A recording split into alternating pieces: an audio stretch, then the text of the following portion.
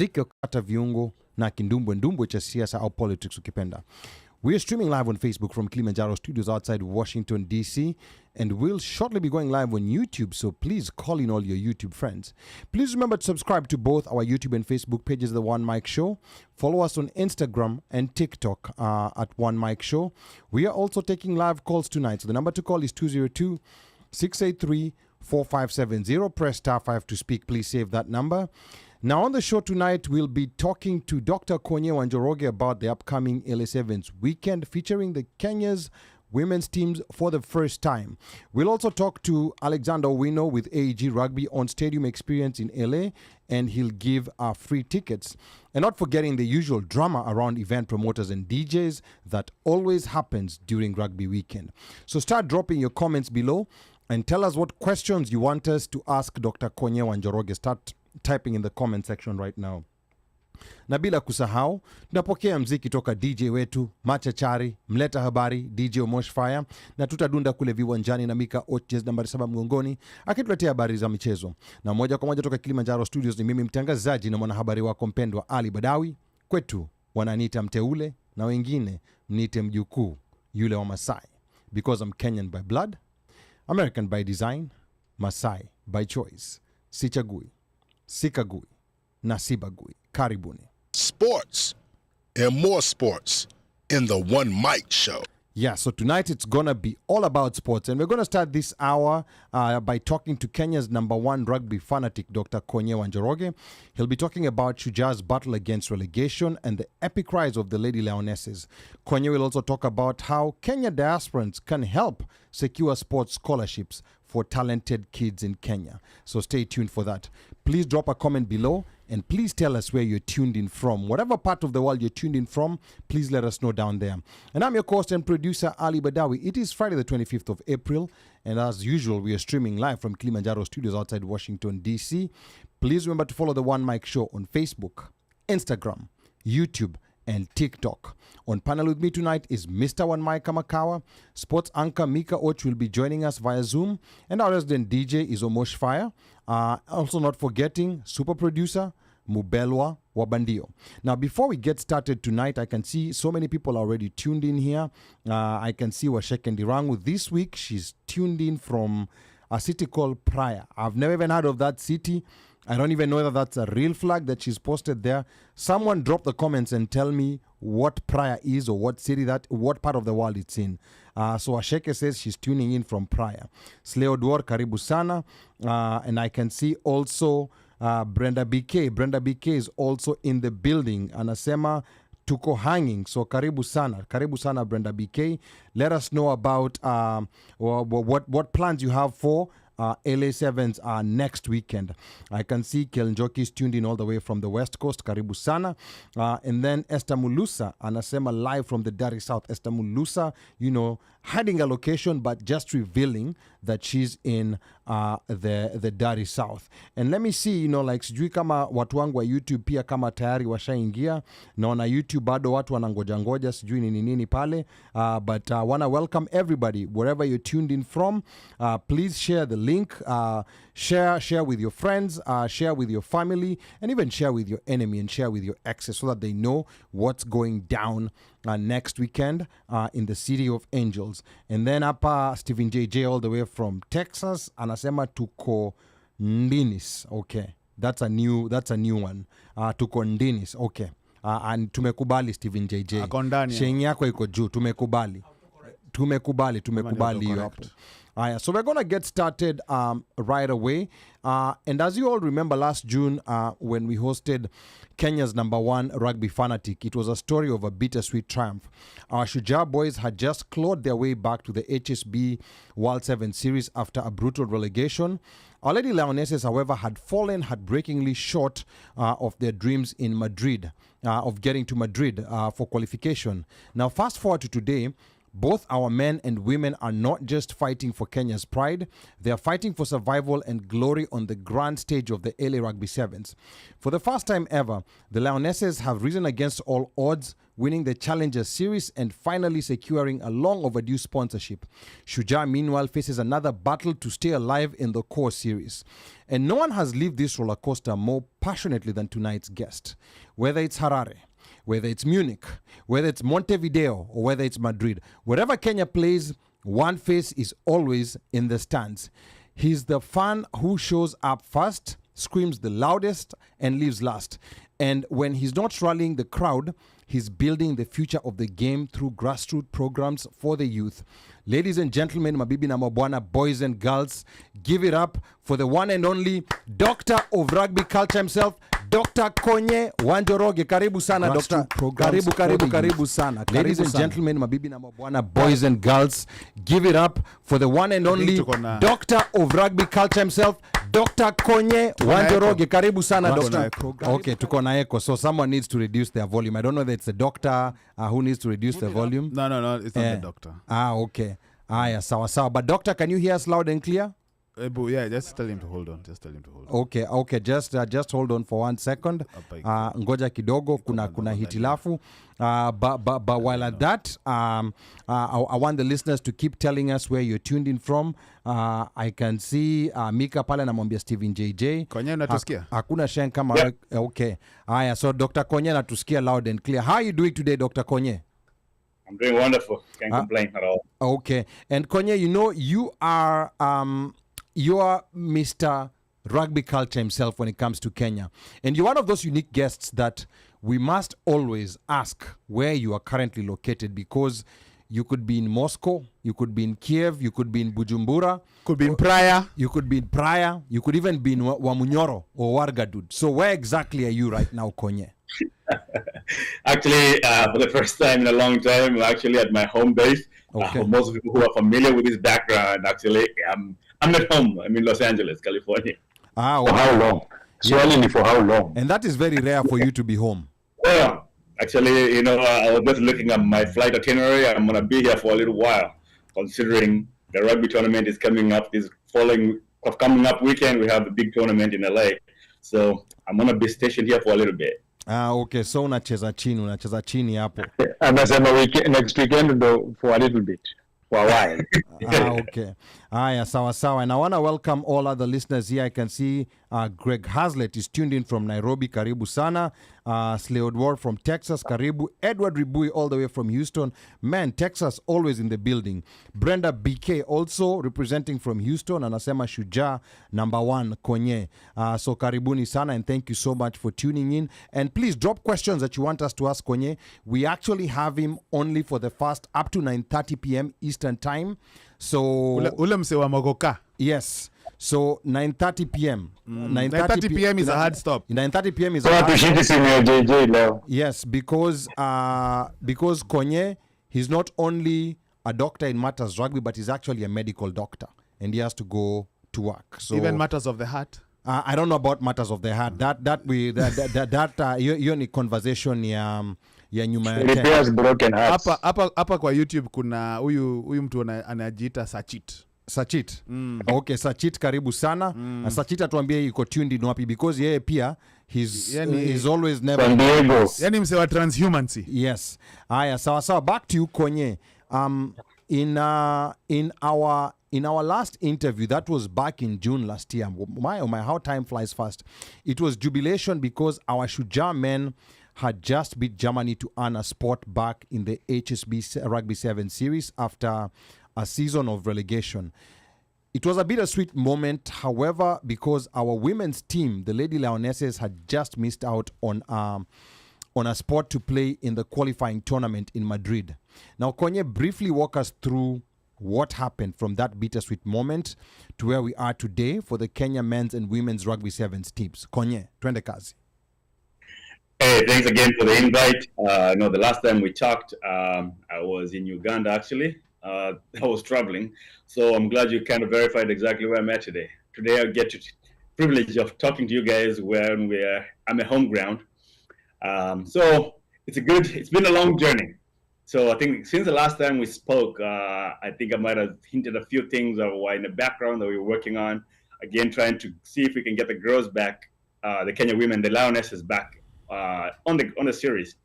They had to go back to the Challenger series. They had to go to the drawing board. The girls had a big tournament in Accra last year, and they performed really well. And I think that really did build a lot of momentum for them, such that when the HSBC series started, the girls were already up and ready at arms to do it. And again, it was very evident that when they went to Cape Town, they smashed and they came out winners both times. 2 weekends back to back. And again, they've done us proud. They've done the country proud. They've done rugby proud, showing again you can come up from nothing up to something. Again, considering the adversities that those girls had gone through over the years, you guys are well aware of how much those girls had put in a lot of effort, again, for months on end without any pay. So considering all that, overcoming all that, and finally getting a sponsor down the road, again, all that count, and you can see their performance that they've had, ultimately becoming the first team in Kenya to win the Challenger Series. Again, the men's qualified last year from the Challenger Series, but again, they did not win the whole series. So the girls are the ones that have been the first to ever win the Challenger Series Cup, which is a big achievement. Again, not to say about the men's rugby. The men's have been doing a lot of hard work. There's been a lot of hard work. There's been a lot of stuff that they've been going through until we got the traction going. So there's been a lot going on. Okay. Asante sana Konye. Yeah, and today we are going to be talking a lot about the ladies team because, as you said, they're the first team to win the Challenger Series. Last year, the men played in the Challenger Series. They qualified for the core tournament, but they did not win it. But the women won it, and they won it in style. I can see Sachita anasema hapo on YouTube, niko hapa Mwindi wa Embu from beautiful sunny San Diego. Mogoka. And I can also see Misha is saying greetings from Estonia. Karibu sana Misha. And then I can also see Daniel Keta. Daniel is tuned in from Perth, Australia. Karibu sana Daniel from Australia. Nice supporting Team Kenya with you in Singapore the other day. I was with you in Singapore the other day. That was a top weekend for the boys. Manifesting more great weekends like that for the boys. Now, Konye, talking about Singapore. Tell us a bit about Singapore. Maybe for those who are not following the tournament, what exactly happened in Singapore for the boys? Konye. Well. Again, if you've been living under a rock or not been watching rugby, you might have realized that Kenya finally did break a hurdle, and we were able to be in the semi-finals, in the finals in Singapore, in the Singapore tournament.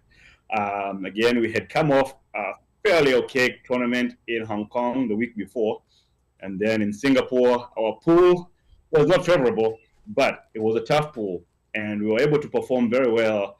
And we were able to make it down to the it was challenging. Trust me, being in the stands is, again, as a fan, it's very heartbreaking, and it's already also jubilating because rugby can go any way. So when the ball or the call is made your way and you see the penalty kick being kicked, and all of a sudden the truth becomes reality that you're going to go to the finals, that was a jubilation moment. As Daniel might have said there, all of us in the stands were in great relief when the penalty kick went through and we qualified to go to the finals. Okay, all right, good. But as you said, we went to the finals. We did not, of course, win the whole tournament.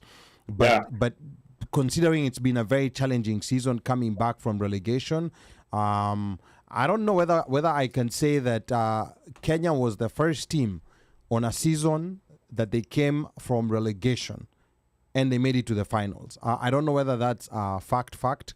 I know I have a lot of fact checkers here in the comments who can check and they will swiftly correct me if I'm wrong. But I've never heard of a team coming off of relegation and getting to the finals of a tournament. So we have a lot to catch up on, but before we get on to that, I want to come to studio. I want to come to the panel in studio, and we also have Micah Och on Zoom. I'm gonna start with you, DJ OmoshFaya, Papa ndani ya studio, salimia the audience, and let us know what is it that you expect tonight from Konye Wa Njoroge. It's not the first time we're interviewing him, so he's in an elite group of people who've come on the OneMic show twice. People come on the OneMic show, but coming twice, it's a very elite few people who've been able to do that. So, DJ OmoshFaya, what do you expect from Konye tonight? Karibu sana. Asante wasikilizaji, mwanisikia? Konye, can you hear me? Yes, I can. Basi karibu. Thanks a lot. So Ali, Asante, thanks for asking about my week, which you didn't ask about. But yeah. So from Konye, as a fan, and somebody who pretty much, to me, I look at Konye as the team, as part of the team, even though he's that one-man show who's, I think he attends more games than the rugby officials. I could be wrong.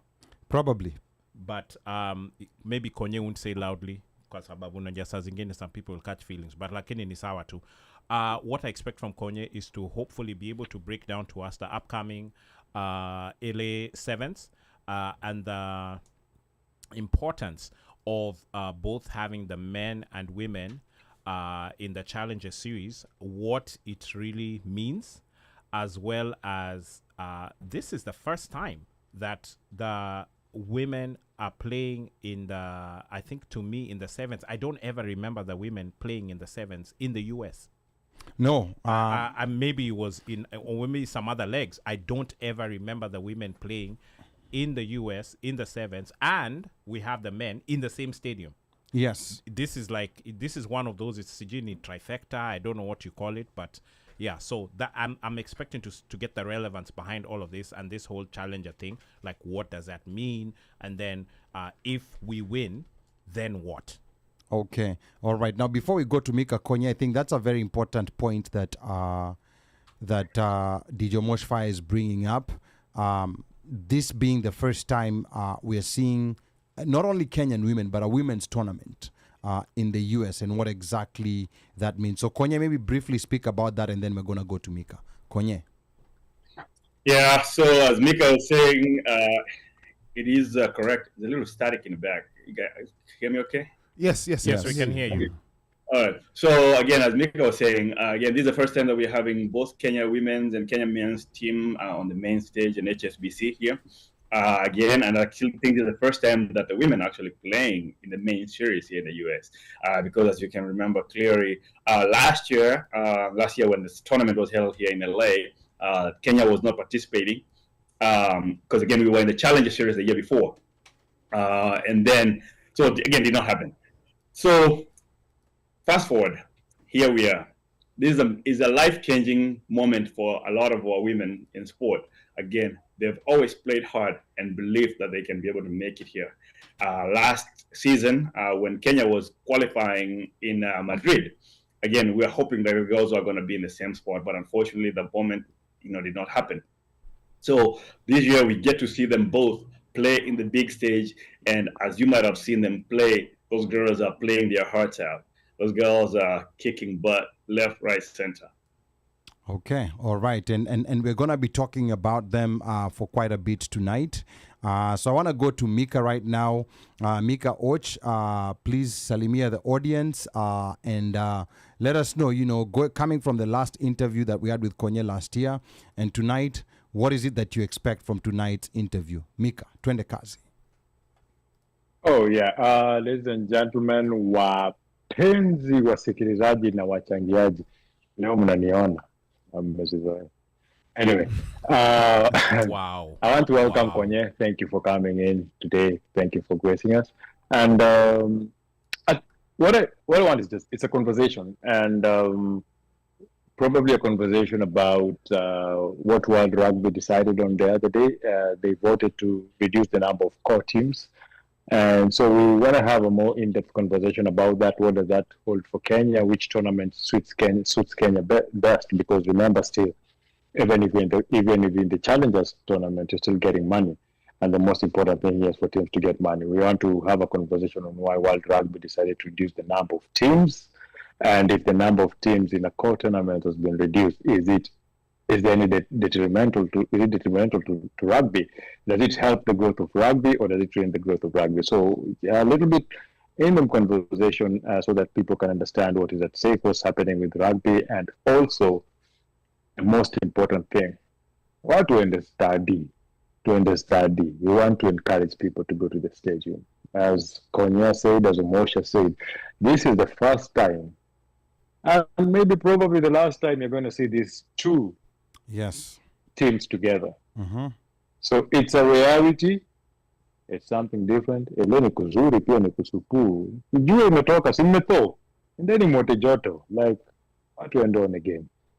That's what I'm expecting today. Have a good conversation about rugby, make people understand rugby, and make people want to go watch the rugby game. Hopefully we can make people to go to the stadium. Wale wataki kwenda study. Wale waje decide kwenda ile waamue. Last minute, just say traveling is a little bit low. It's not that expensive like it was last year. Things are a bit cheaper. Airlines are suffering what to travel, so you can still manage to do a quick last minute trip. So sita. Toko kote jua bana. So sita na kumaliza kila kitu. Umefanya kazi for the past 5 months. And wote jua ele. Uone rugby kicheza. Okay. Aya. They call him Micah. And Larry is on video, like all those admirers ambao walikuwa wamechoka kwa neo picha yake. That's what Micah looks like. That's his real face. Imependeza. Yeah, sawa. But Micah, asante sana. Now Micah has brought up some very important points that Konye will be talking about later on. And that's in the fact that this is the first time in the US we're seeing both the men and women. The first time we're seeing a women's tournament in the US being played alongside the men's, or just anytime seeing the women. So that's a big deal. And I think people need to understand that. Wait, Ali, sorry to interrupt you. I thought we used to see the women's tournaments also play when we would go for the rugby sevens. No, so it's not the same thing. No, I have never seen in my history of going for rugby in the US. Yes, I have never seen women play. And maybe if there were women who are playing in Vegas, it was that other side tournament. It wasn't. So there was no women's leg. There were some legs. There were some legs that had both men and women. US was not one of them. Because I've never seen women play in the US. So this will be quite interesting. And I think also there's an issue of maybe the number of teams being reduced. We're going to talk about that later on. But Konye, what I want you to address right now is that core status, being in that top in that top league for both the men and the women. I mean, we talk about it a lot, but what does it really mean for the players? What does it really mean for the funds? What does it mean for the funding part of it? And what does it mean for the future of Kenya rugby? I know there's a lot of put in there, but just give us a brief of what the importance of the core status is. The women, of course, will be going in there for the first time if they qualify. Konye. So again, as many people might know, again, there are two, at this particular point, there are two main tiers that we have.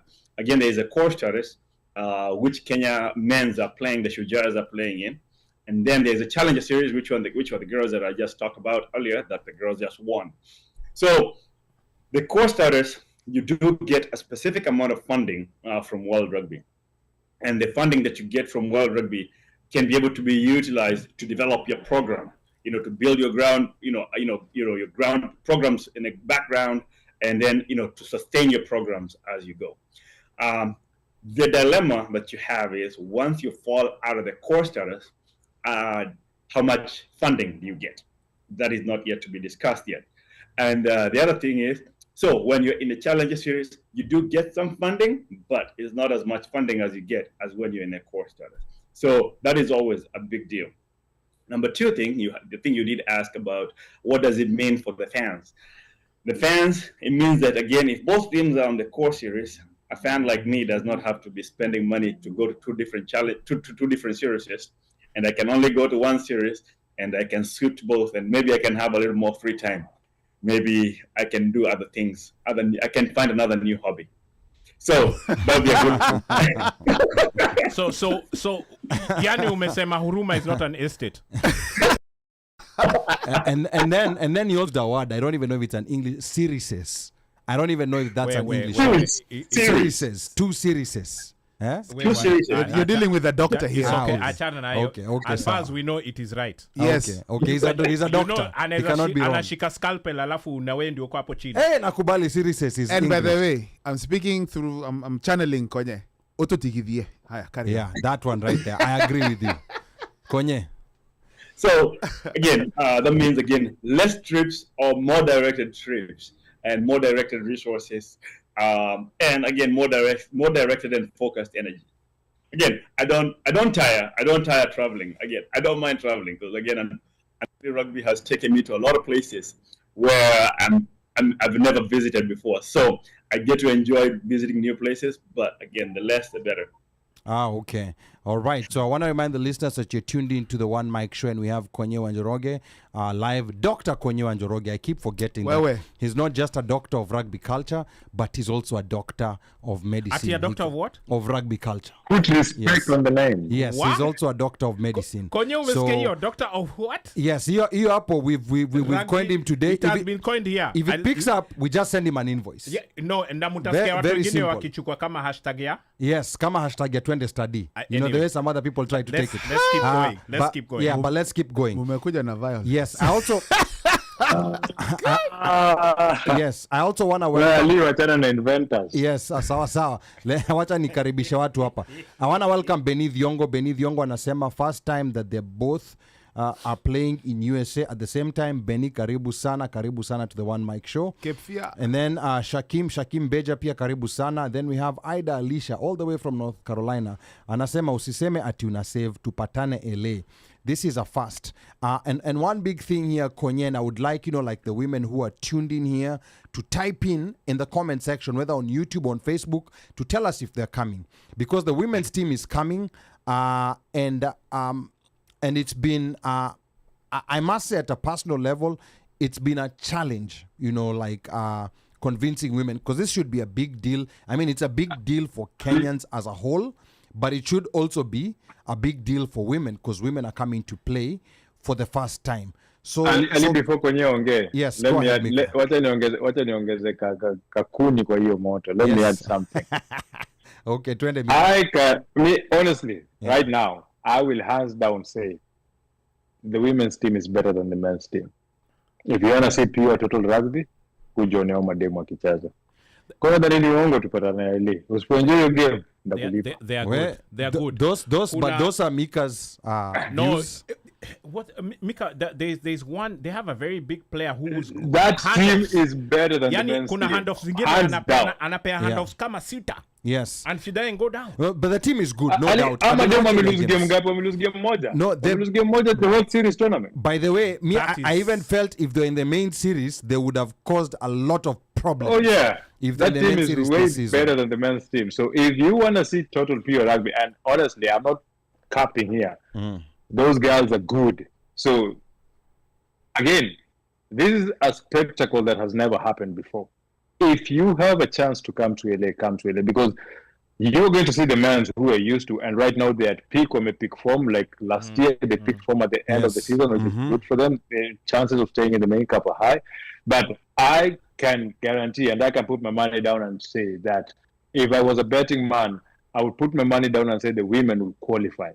Machalina nasema, ni wazuri, but competition is tough. Kuna team ngumu hapo, but for the chicks, even with the tough competition, that team is good. Okay, sawa. You're saying if you're betting, but kumbuka betting ni haram. Hata shati yangu ya sports pesa nimekataa. But sawa. Let's go back to Konye on this issue of women, and I'm glad to see, like I can see Ida hapa anasema I will be there kwa stadium for the Lionesses, and then Brenda BK anasema Mika uko na point, Lionesses are fire.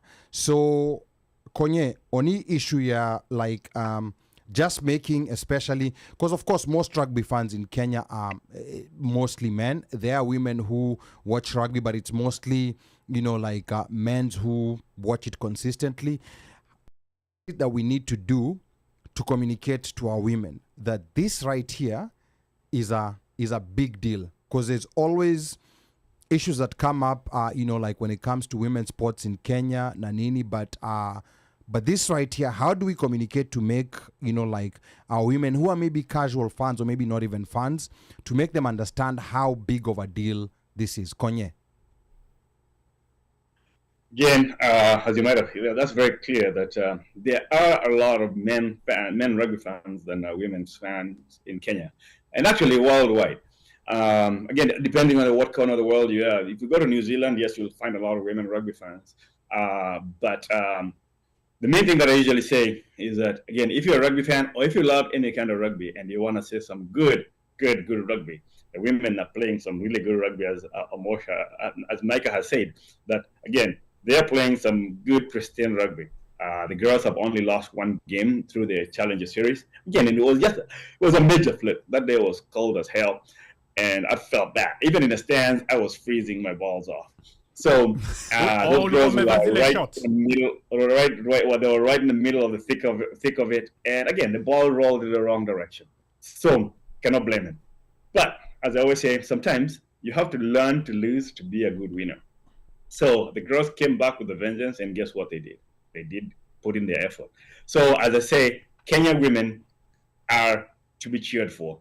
And if you are a rugby fan, or even if you don't watch rugby, just come out there. I'll teach you a few songs that you're going to be able to create some memories out of, that you came and cheered for the women's team. And that's something that's going to leave some memory in you.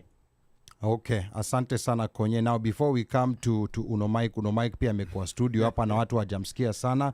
On YouTube hapa I can see people are active. There's Bamo ameweka ma love hearts tu hapo. And then Amani K anasema that's my dad. Daddy. Allah. Yeah. So Hi, Amani. Yeah, hi Amani. Welcome, Amani. Welcome to the We show. will treat your father with utmost Yes. respect. And and this is what I like about the OneMic show, is that people of all ages, it's friendly to people of all ages, fathers.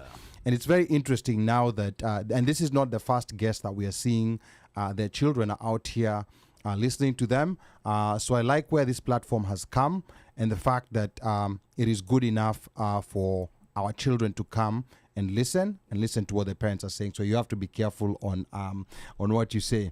And then I can see Sachicha anasema the Lionesses are really strong this year. Hata mimi nitaingia study from Sato mpaka Sunday. So it's gonna be 2 days. Hatoki. Yes. Na ye ndio uni ule mse wa San Diego na ile pickup.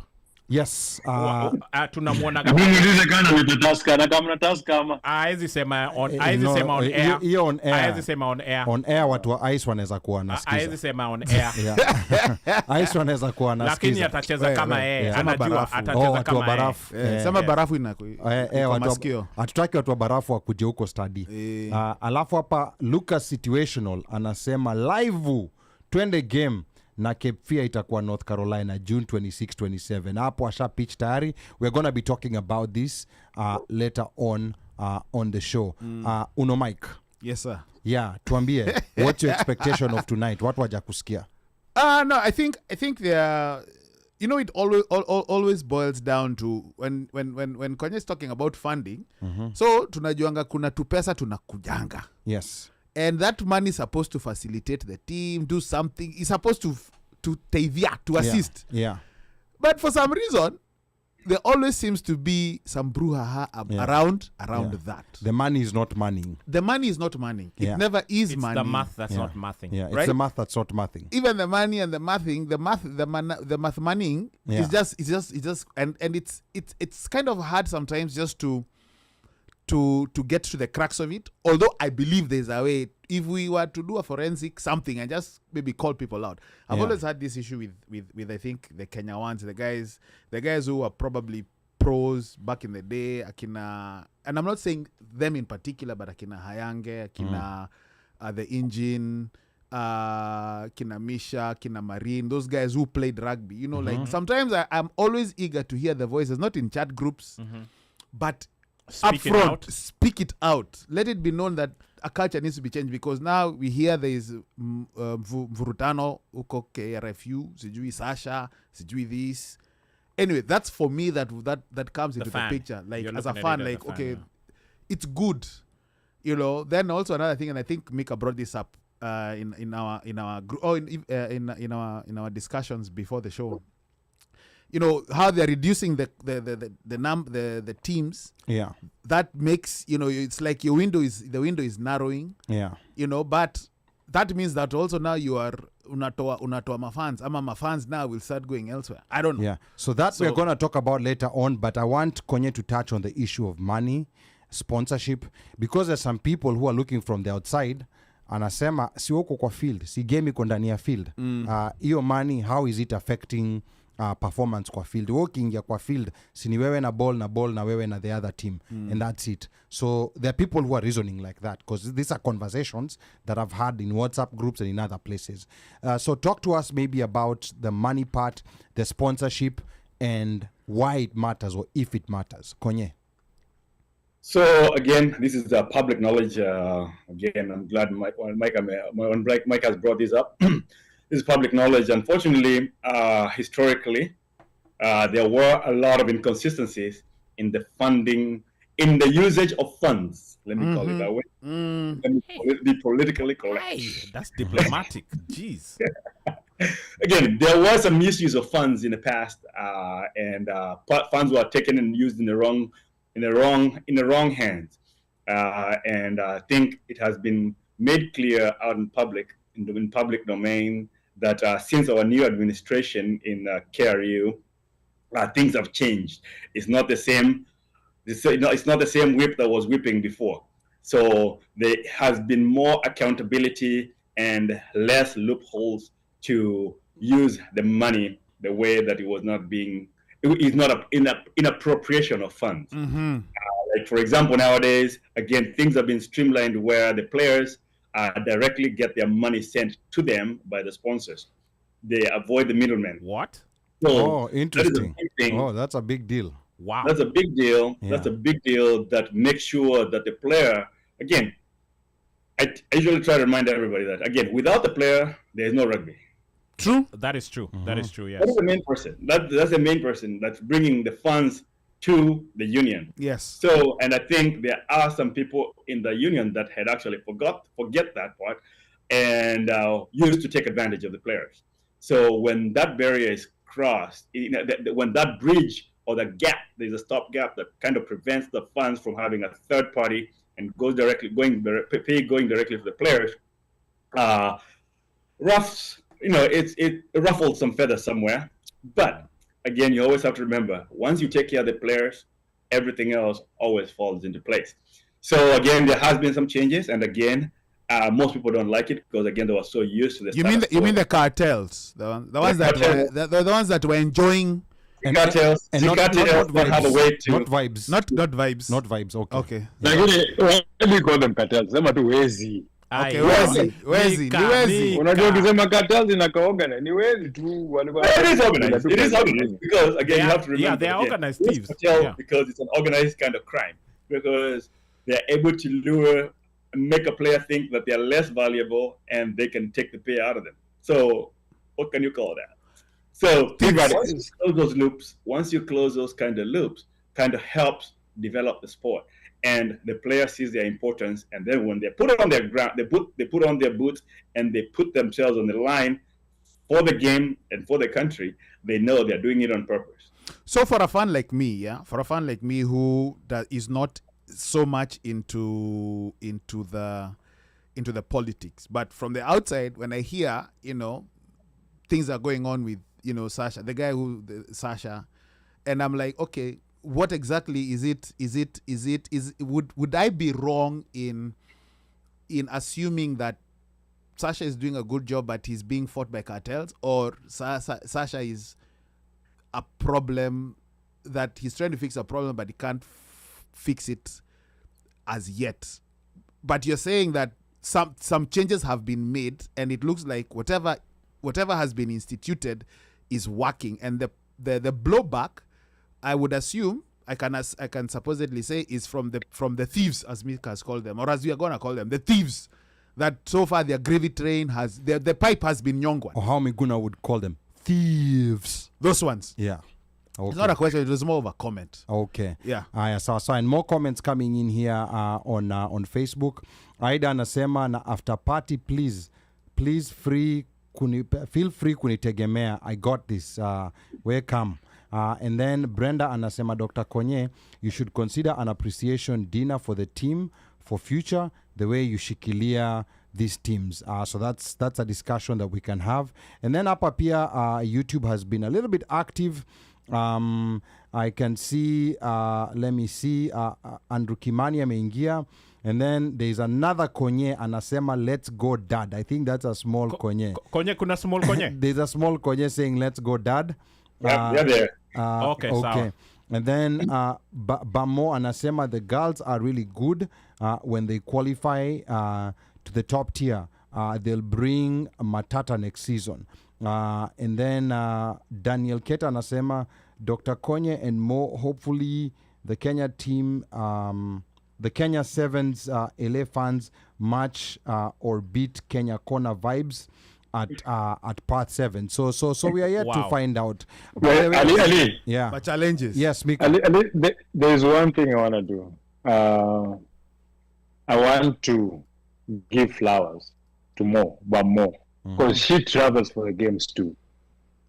So she's a 2.0. Yeah, she's an active fan of the team. She travels, she goes to all the games. Like, she's one of the, she's silent and everything, but yo, Mo, big up to you. Like, if there's somebody utaona kwa study ni Konye, the camera itapiga next kwa ni Mo yuko hapo kando. Okay, kwa hivyo Mo pia akuja hapa kwa One Mic show, because now we also want to appreciate the female fans too, because we have a lot of female fans that we see we do on the circuit. And they're actually consistent. They're consistent. Kwanza huyo Mo apige simu ingawa sijui, I think she's kwa Atlanta or something. Anaweza kwa nimetoboa Yes. anaweza kwa Atlanta. Yes. Yes, again, and the number to call today, maybe we might only but Konye has a very short time, so your schedule is tight. Schedule iko tight, but we're gonna allow call-ins Badawy, so stay tuned, and we're gonna be giving away free tickets, but this is only for people who are gonna be in LA. We don't want people to come here and claim tickets. So you will collect your ticket in LA? Yes, you will collect your ticket in LA. There's no giving a proxy. There's no giving a friend. Either can't collect it for you and then go give it. No giving it to a friend. At Shujaa, our grandmothers used to play together, give it to her. There's no such thing. This is only for people. Zero. So there will be 5 tickets. So stay tuned. I'm going to let you know how you'll be able to win. I think it's 4 tickets. So I'll let you know how you'll be able to win those tickets. And then I can see also Bazaar here is saying Enterprise Cup final na Kenya Cup Women's Finals ni kesho. That is also very interesting. Very good. Watu wa rugby wameingia wote. Ukisikia mtu anaongea juu Enterprise Cup Finals, that is a true rugby fan. And then Luis Kinyanjui anasema, definitely attending LA7s. I am in Sacramento and all the rugby fans here are coming. Flags and jerseys are ready. So I'm happy to hear that. Watu wa California? Yes, California. I'm happy to hear that. Yes, and I also want to remind also those people who are tuned in that you're tuned in to the One Mic show. I'm your host and producer, Ali Badawy. We've been talking to the doctor of rugby culture, Dr. Konye Wa Njoroge, who also happens to be a medical doctor on the side. We are talking to him about the upcoming LA7's rugby weekend and the roller coaster of the season. Tuliza mbegu Mika. Tuliza mbegu utakuja. We are talking to him about the upcoming LA7's rugby weekend and the roller coaster of a season it's been for both men's and women's teams. Now, coming up shortly is a discussion on rumors about US being dropped from the HSB 7's rugby series. What will happen to the Kenyan rugby culture in the US if there's no more LA 7s, no more Las Vegas 7s, no more San Diego 7s? We'll also talk about the rugby calendar after LA 7s. I see somebody already mentioned Cape Fear 7s, which is going to be in North Carolina, so stay tuned. And later in the show, we'll catch up on some headlines this week, including the death of Pope Francis and the Chronicles of Shannon Not So Sharp. Is age nothing but just another number as long as you're over 18? Keep it locked for that and more, and drop a comment to let us know what you think of that situation. Our lines are going to be open, but I'm not going to give you the number because we're going to be allowing people to call in a bit later on because Konye is with us for a short time. So you can call in and we'll be giving free tickets. So I want you to stay tuned for that. So before you continue, Mika, you were saying something. No, I was saying I wanted to call you out. Unajua unaona kizungu mingi mnaona ngemepostiwa huko kwa Facebook wangenapostiwa na Ali. Ali unapostaje story ya kwenda rugby na kila kitu alafu aweki hashtag ya twende study. Hiyo hapo by the way hiyo nimekubali tu. Mikasi yawa. Hiyo I accept the yellow flag. I accept the yellow flag. Hiyo ilikuwa ni yangu. Ameitupa ikagonga macho. I accept the yellow flag. Anyway, yeah. Your story to understand. To understand. And Benny Thiongo is saying here, Benny, if you guys don't know, Benny wagamse wa Kenya Exiles and very, very instrumental with rugby and Kenyans playing rugby within in Kenya, as well as what are we talking about? North Carolina, Nini. Cape Fear. Yes. And a lot of older rugby players joined Kenya Exiles. And if you're a rugby fan and you don't know about Kenya Exiles and you want to play in the US, organized rugby, Benny would be the man to get in touch with because we have different chapters all over the US. However, Benny Thiongo says, Salamus, LA7's Kenya games will all be on the same pitch, 2 for pool stages. Then pitch 2 right next to the main stadium. Pia bring your own shade. So ujue jua inaweza kakuchoma so uvae kakofia. So I think this game hakuna jua ni spring bado haijakuwa moto. I'm just trying to help watu wa kipara kama OneMic. Unajua saa zingine the raise sometimes. OneMic unajua ni kipara but he identifies as a dreadlock. Identify kana Stefana. Okay. Aya. So yuko sawa amejifunika. But anyway, to add on what Omosho saying about Cape Fear. Yeah. If this is the thing, most people don't realize North Carolina has a beach. Cape Fear iko kwa beach.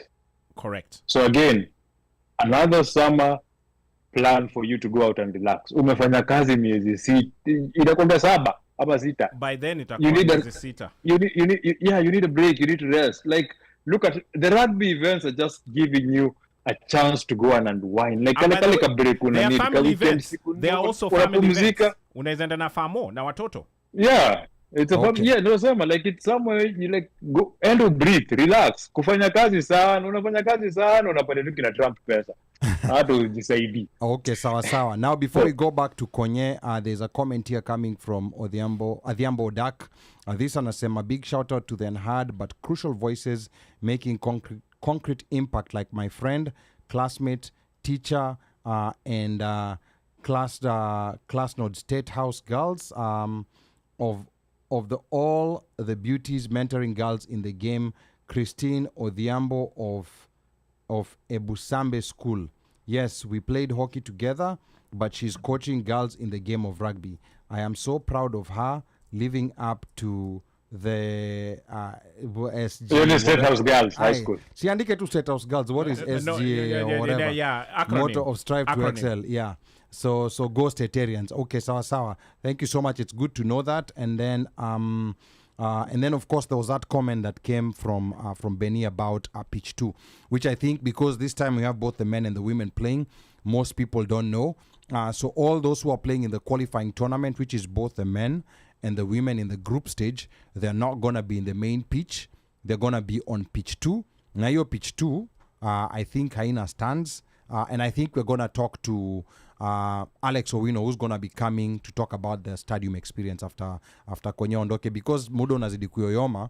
Konye, tell us, is it true that LA7s and the US altogether might be dropped from the LA7 from the 7 circuit, or are these just rumors? Konye. Well, again, first off, I think I want to echo the point of people going to the stadium.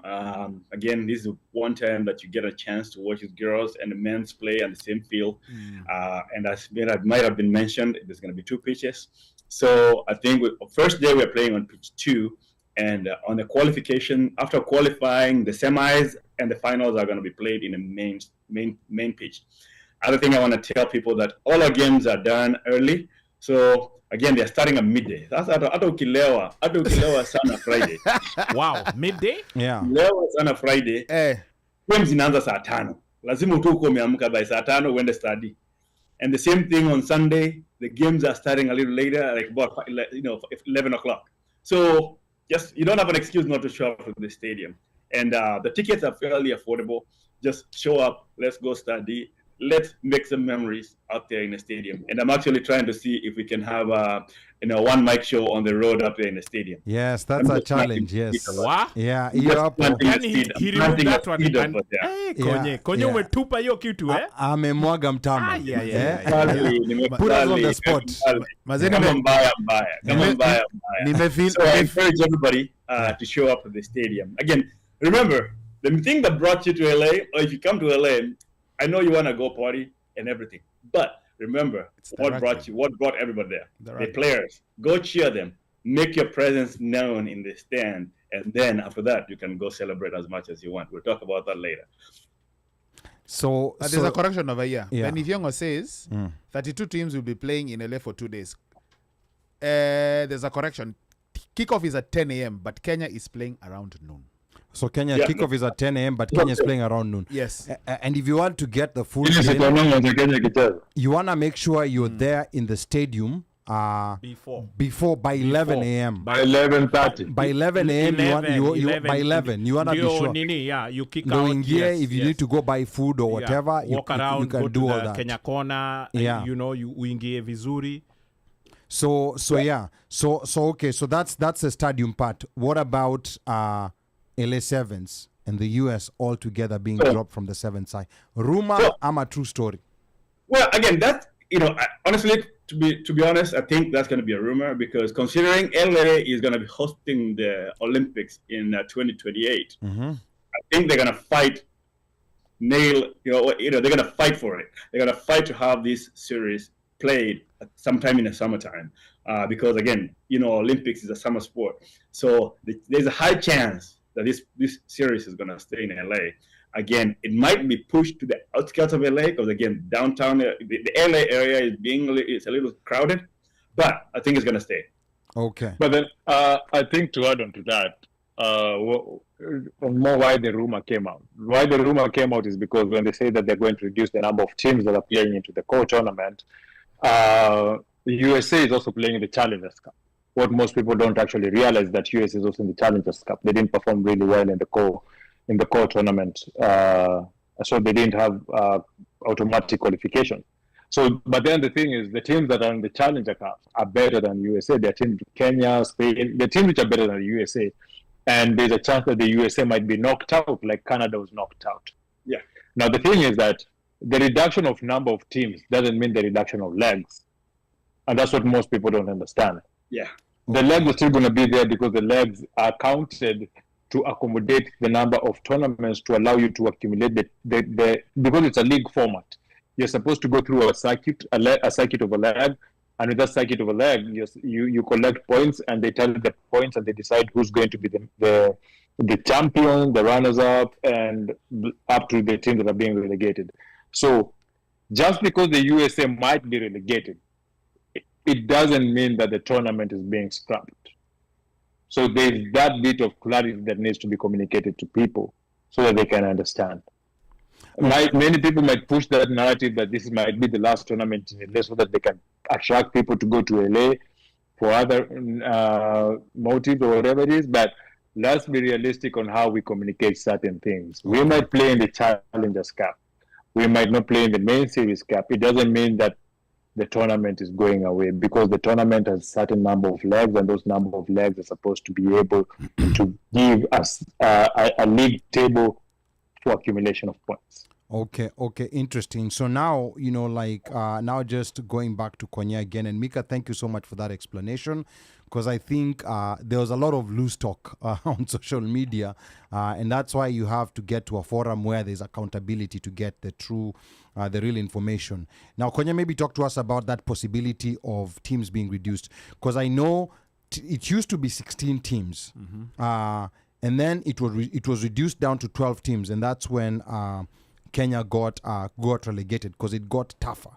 And then now there's talk, again, I don't know if this is real or if it's also talk, that they want to reduce it to 8 teams. And if that's the case, why would they want to reduce it to 8 teams? How would it benefit the tournament? And what exactly would this mean now that it's more difficult to qualify? We know, of course, what it would mean for the team. It's much more difficult to qualify. But what would it mean for the fans if it's fewer teams that are playing in the core tournament? Does it mean fewer people going out to LA or to all these other cities where rugby is being played, Dubai and Cape Town and all that? Konye? Yeah. So again, it's challenging times for sports, unfortunately. All this comes with sponsorships and everything else that comes along. It takes a lot of money to run these programs, and during these tournaments, I get to talk to some of the officials and some of the higher ups in World Rugby. And the main concern that they usually have is that they've been in debt, like they've not made their money back from some of the tournaments. The expense rate that the teams, the World Rugby goes through is quite a bit. Again, they have to cater for this, the players' flights, the players' accommodation, the players' meals, and everything, and the support staff that they have to have in these various tournaments. So when they cut out a leg, it's either most likely they did not make any funds from it, or they're not making enough money from it.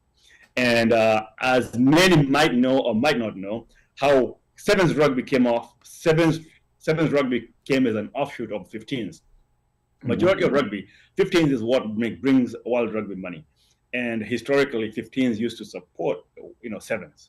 So until the toddler started crawling and started running, and now it's being told the toddler needs to be told that it's an adult. Now they can move out of the big papa's house and they start making their own money. So the pockets get tighter, and you have to start cutting budgets. So as you said, there previously were 16 teams. But again, the men's team was separate. The men's teams were playing separately than the women's teams. They were in separate leagues. Up until 3 years ago, that's when everything was integrated, and they had to cut down the teams because just try and imagine if you have 16 men's teams and 16 women's teams in the same weekend.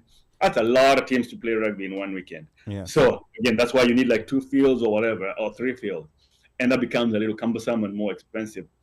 So cutting down the teams, they're cutting it for cost and to be able to accommodate availability of these games being played all in the same weekend. Again, you don't want to have to be playing like a 4-day weekend of playing rugby. It becomes more expensive. I think it's an expense factor. And again, you might realize rugby is the only sport that actually matches 1-to-1 men's and women's. Unlike soccer, every world rugby, world soccer women playing different leagues and men playing different leagues. They don't all play in the same tournament.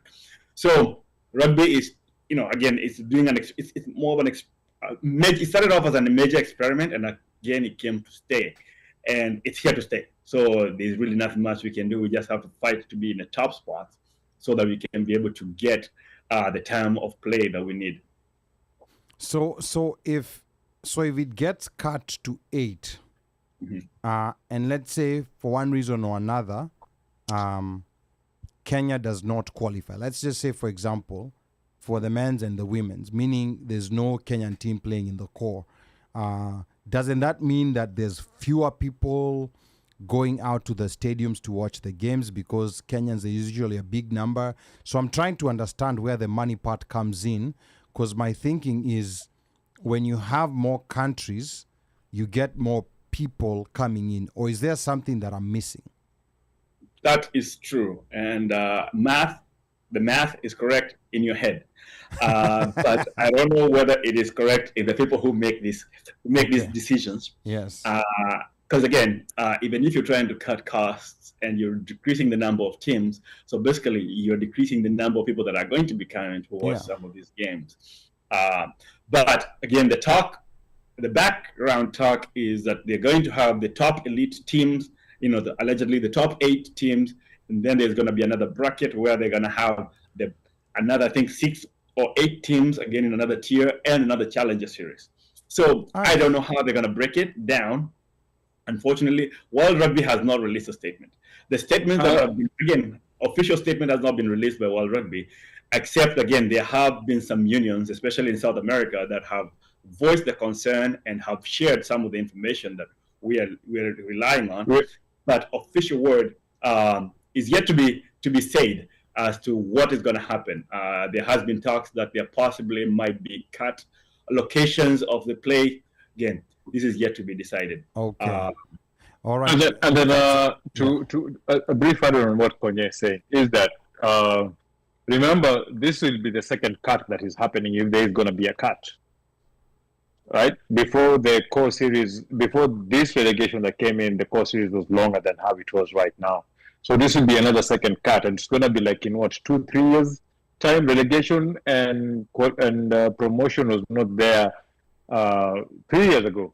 It is not there, so it's a new thing that has just come in. So this is going to be another cut that is coming in, and we also have to look at it and see that even if they say that they are, because the most constant rumor is that even if they cut the series, they're still going to be channeling money in the challengers, which doesn't make sense to me, because as Konye said, the math in your head is right, the math in the head is quite different, because why are you saying that you're cutting costs and then that same money you're still giving the teams that are going to be playing in the lower division? And remember, the first relegation, the first cutting of the tournament, the team in the tournament that happened has led to some teams not being seen. Teams like Tonga were constant teams that we're seeing in the seventh circuit. Yes, They've correct, never made it yes. back. They've never made it back. Yeah. Yeah, we don't see such teams anymore. So it makes it makes you think like other sports are increasing numbers. Soccer is increasing the number of teams in the World Cup, right? We find Olympics increasing the number of sports and teams into the Olympics. We find like other tournaments increasing numbers, whereas rugby cutting numbers. So, as Konye said, these rumors are there. There might be discussions that are happening, but how does it help the growth of the sevens game? And at a moment right now, whereby in the whole rugby world, sevens and 15s, the growth of rugby has somehow stunted. If we look at leagues in countries like England and France, we're seeing teams that used to pay top dollar, paying good money, are not doing that well financially. So we have to look at things and see, as in, there's a lot of information we're getting, a lot of rumors that are coming. World Rugby haven't given us everything. Where there's smoke, there's fire. So there's some truth to this information that's being shared out. But also, let's not just panic and start sharing out messages of panic out there, because we've had rumors. Yes, there's rumors that are coming out, people are talking about it.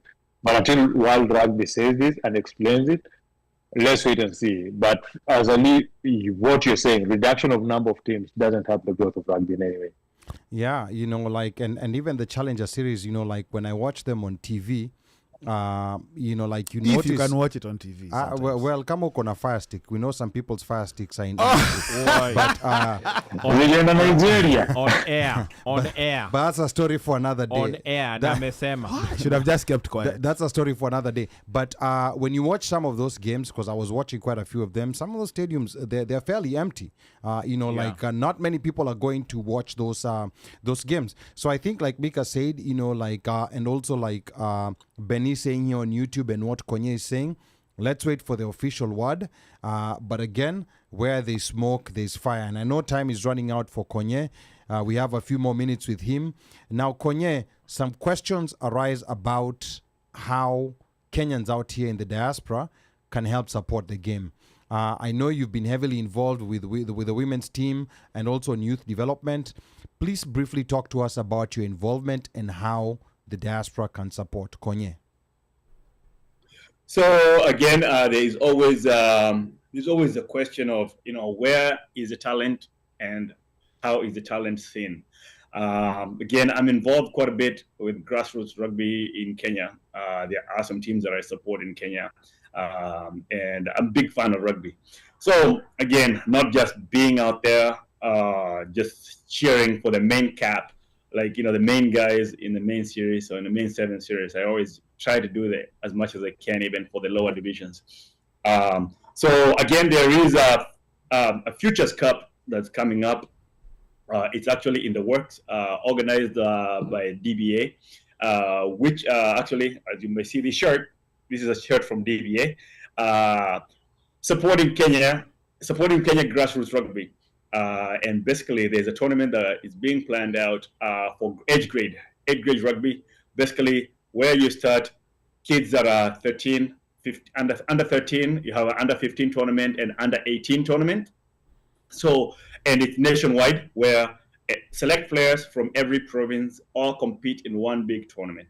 And then this tournament, again, we're seeking funds from well-wishers, from rugby lovers.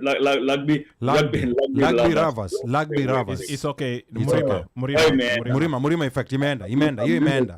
All the rugby hold lovers. a scalpel to his neck. This one. Always, they can always support. They can always support a team. A group of people can support a team. OneMic show can even support a team, and you can have your OneMic show on the front of the jersey. Imagine that. Okay. Anaplant seeds. Planting seeds. Anaplant seeds. Sales, nafikiri hata clothing line yake ataingishia tu sahihi tu. Just wait and hear. No worries, we have invoices.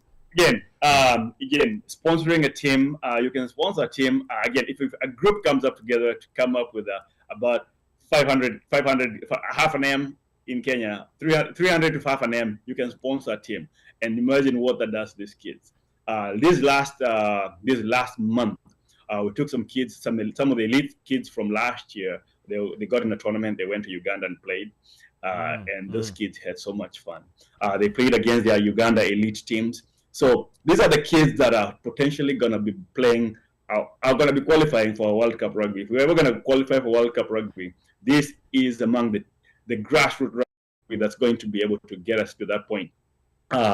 It is, again, it's a very, very, very good opportunity, and all the information is available on the DBA website, and anybody can DM me about it, and I can be able to provide the information. So what is DBA? And give us that DBA website, because I think a lot of people are not familiar. Database administrator. Or doing business as. Yeah. Oh, sorry, my bad. Yeah.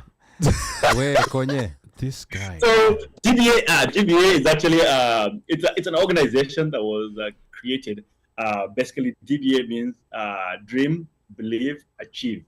Wow. It's an organization that is in Kenya, and again, mostly focuses on finding talent and exploring talent and exposing the kids to a point where they can be able to get scholarship.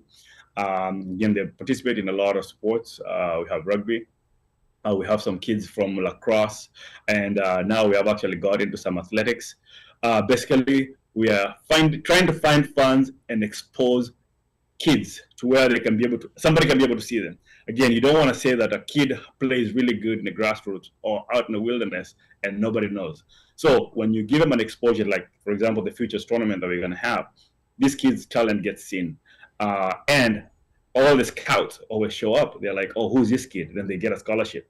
We have some kids in the UK. We have some kids here in the US that have got scholarships through it. So again, it's a great opportunity, and it's an opportunity for growth. Okay, all right. So and what's the website? What's the web address? The web address is DBA.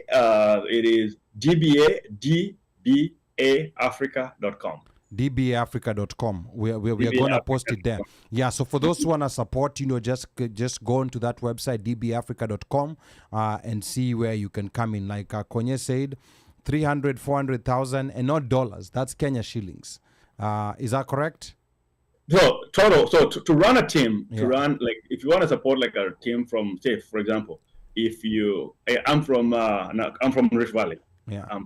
So I'm from South Rift. So when I come from South Rift and I want to support the team from Nakuru, it's probably going to cost me about 3,000 USD.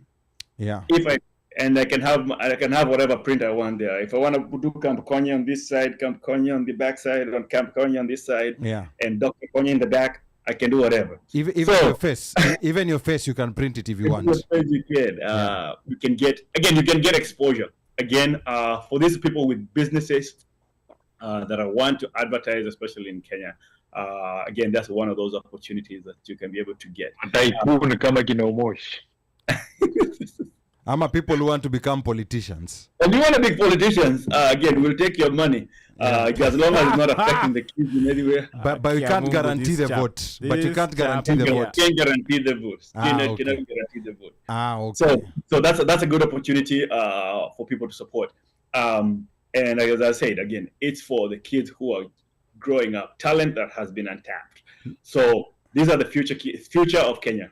Is this the same organization that found a pathway for a former rugby player who's now a sprinting phenomenon who goes by the name Ferdinand Omanyala?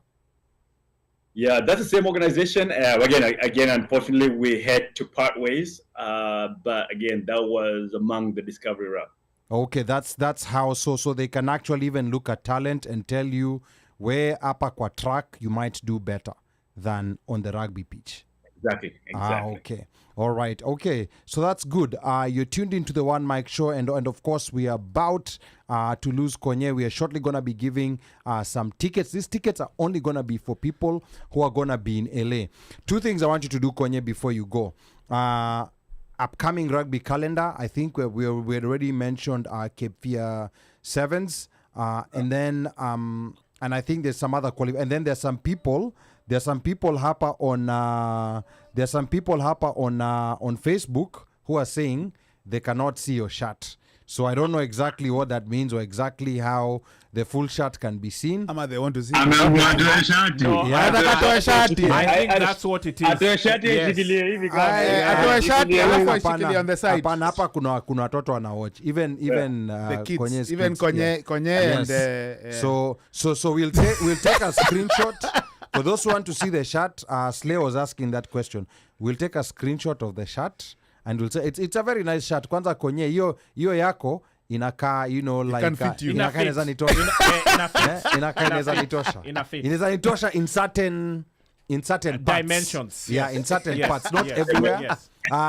But I'm setting my body up for next summer. Inaweza Iweze kunifit. No, inaweza pasuliwa nyuma. Kutana na mimi next summer Inaweza utashangaa. pasuliwa nyuma. Yeah, utashangaa. Akupe tu. Next summer World Cup. Unajua next summer ni World Cup. Kutana na mimi huko Actually Konye nikutana na hao wote watatu watashanga. Ile mbio naoleta mbio. Yes. By next World Cup. Yani hata So as you guys have said, so what upcoming rugby things again after LA Sevens, there's a big tournament going to be in North Carolina, Cape Fear Sevens, from the 27th to the 29th. So it's a long weekend at the beach in Wilmington, North Carolina. It's always a big tournament that we have for the Kenya teams, Kenya Exiles here in the US. Many people are not familiar with Kenya Exiles. Most former, current rugby players from Kenya, we are all in one organization called Kenya Exiles here, and we participate in this one large tournament called Cape Fear Sevens. Hopefully, in the near future, we can be able to participate in more than one tournament. But this year, we have this big tournament in North Carolina, starting on the 27th, throughout the weekend until the 26th, planned for the 26th until the 30th. We have a golf tournament on a Friday. And then there is rugby Saturday, Sunday, and every day we can get to go to the beach. It's a white sand beach, and it's beautiful. And there is a lot of dunda. Oh. So, and we have a Kenya corner there that we party. We have our own DJ, our own resident DJs, and we have Kenyan food. So it's a lot of fun. Families are welcome, and it's a very good opportunity to be out there in the sun and having a good blast. Okay, all right. Cape Fear Sevens. What are the dates again? The Cape Fear Sevens from the 27th. The tournament itself runs the 28th and the 29th. That's Saturday, Sunday. Yeah. But then usually tell people to come in on Thursday and plan to leave on Tuesday, because you need some days of because it's like that. You need to manage. No. These are the doctor's orders. Yeah. From Dagitari. Yeah. Yes. Okay. And then kuna World Cup qualifiers pia. So yeah, another one thing is again in Uganda in July there's going to be a World Cup qualifier for the World Cup. Again, there's a chance.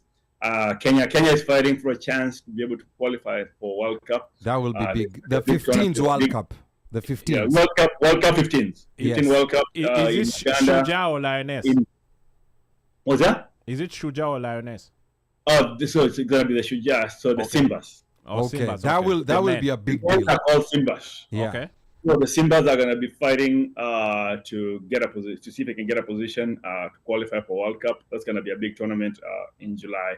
So whoever is going to be available, Uganda is always vibes. That's the last time where we talked from, and I tell you what, never fails.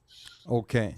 Now, what does it take for Kenya to qualify to the World Cup? Are we playing? Because I know there's been two big obstacles for Kenya towards the World Cup. There's been Namibia, and there's also been Zimbabwe. Because South Africa is on another level. Yeah, so we don't even discuss them. But those are been the two main obstacles for Kenya getting to the. How are we looking now compared to those two teams? Well, it is tough. It is an uphill battle. It is tough. Yeah, it is a tough battle. Again, if you've watched the Under-20 World Cup, that Under-20 Bathurst Cup that is currently going on in Zimbabwe, you can see those kids. Our Under-20 performs really well. Yeah, but there is always a disconnect. And again, this is what we're trying to fix with grassroots rugby, where our Under-20 perform really well, and then when you go to the main cup, we cannot perform. So this is a gap that needs to be bridged. Again, like most teams, if you look at South Africa, how they train from the grassroots. All these kids do the same thing, same drills throughout their playing career, such that when they join the national team, the coaching staff just polishes. So they have a vision that they start seeing this vision from very young, and I think it also happens in soccer in countries like the Netherlands, in countries like Italy, in countries like Germany. So they have this vision. So by the time they are meeting, they all have that similar vision, and it's easier for them to gel. Exactly. Yeah, but then Ali, the one thing is that the disconnect in Kenya is quite simple. It's in club rugby. If you've ever played high school rugby in Kenya and then age group rugby, alafu ingie ESS, which is ESS na team 2, that is a very intense rugby that is quite athleticism, running, you have to be sharp and everything. Ukiingia timu ya Kenya Cup, kuna kongana culture ingine different ya Kenya Cup and everywhere else. Like you actually go to the main teams that play in the Kenya Cup, na vile ziko. Kuna vile rugby yako inaanza kwa kupose. Kuuliziness fulani kuingia, like it's a different, and that's what happens now when it comes to the national team. Because yes, the Kenya Cup players are good players. I'm not saying they're bad. They're very good players, right? They're there by merit. That's why they're playing the Kenya Cup. But the disconnect happens when you start playing in Kenya Cup. It's a matter of every team wants to win. The points. Hapa ni rugby ya kutumia inakuwa more of akili, more of how things attend. Then mkienda national team, because each team has been training differently for getting their own, achieving what they want to achieve for the season. Mkienda national team kuna kwa no disconnect yenye ile age group rugby mkitoka high school nyote mlikuwa mna train same, mnacheza same, mkicheza ESS mnacheza same. Mkifika Kenya Cup kila mtu ana team different. Player wa KCB, player Impala, player Nordis, player kuadisha kwa wavelength same, kwa sababu yote zilikuwa na njia different ya kushinda ligi, inakuwa a bit hard. Okay. So that is the disconnect that we have between us ukicompare na countries zingine. If you look at team kaza SA, teams za SA na nini, even their club teams, New Zealand, England, France, their club teams, when they go to the national team, there's very little adjustment they need to do, as Konye said. It's just polishing on how to get these guys, the top talents, to play together. Some very technical rugby talk we would today. never have known that. Yeah, we would never have known that. You have to be in the inside to know this. Yeah, so Konye, give us your last word, because I know you were getting ready to go for work. And Alex kama uko, just be kuwa tayari. We are going to be checking he can correct me if I'm wrong, Pia. Yeah. No, yeah. So Konye, give us your last word, because you're about to go to work. And then, like I was saying, Alex, jitayarishe with the free tickets that we're about to give out for people who are going to be coming to LA. So Konye, give us your last word. So again, my parting words are going to be very simple. Again, rugby is a passion.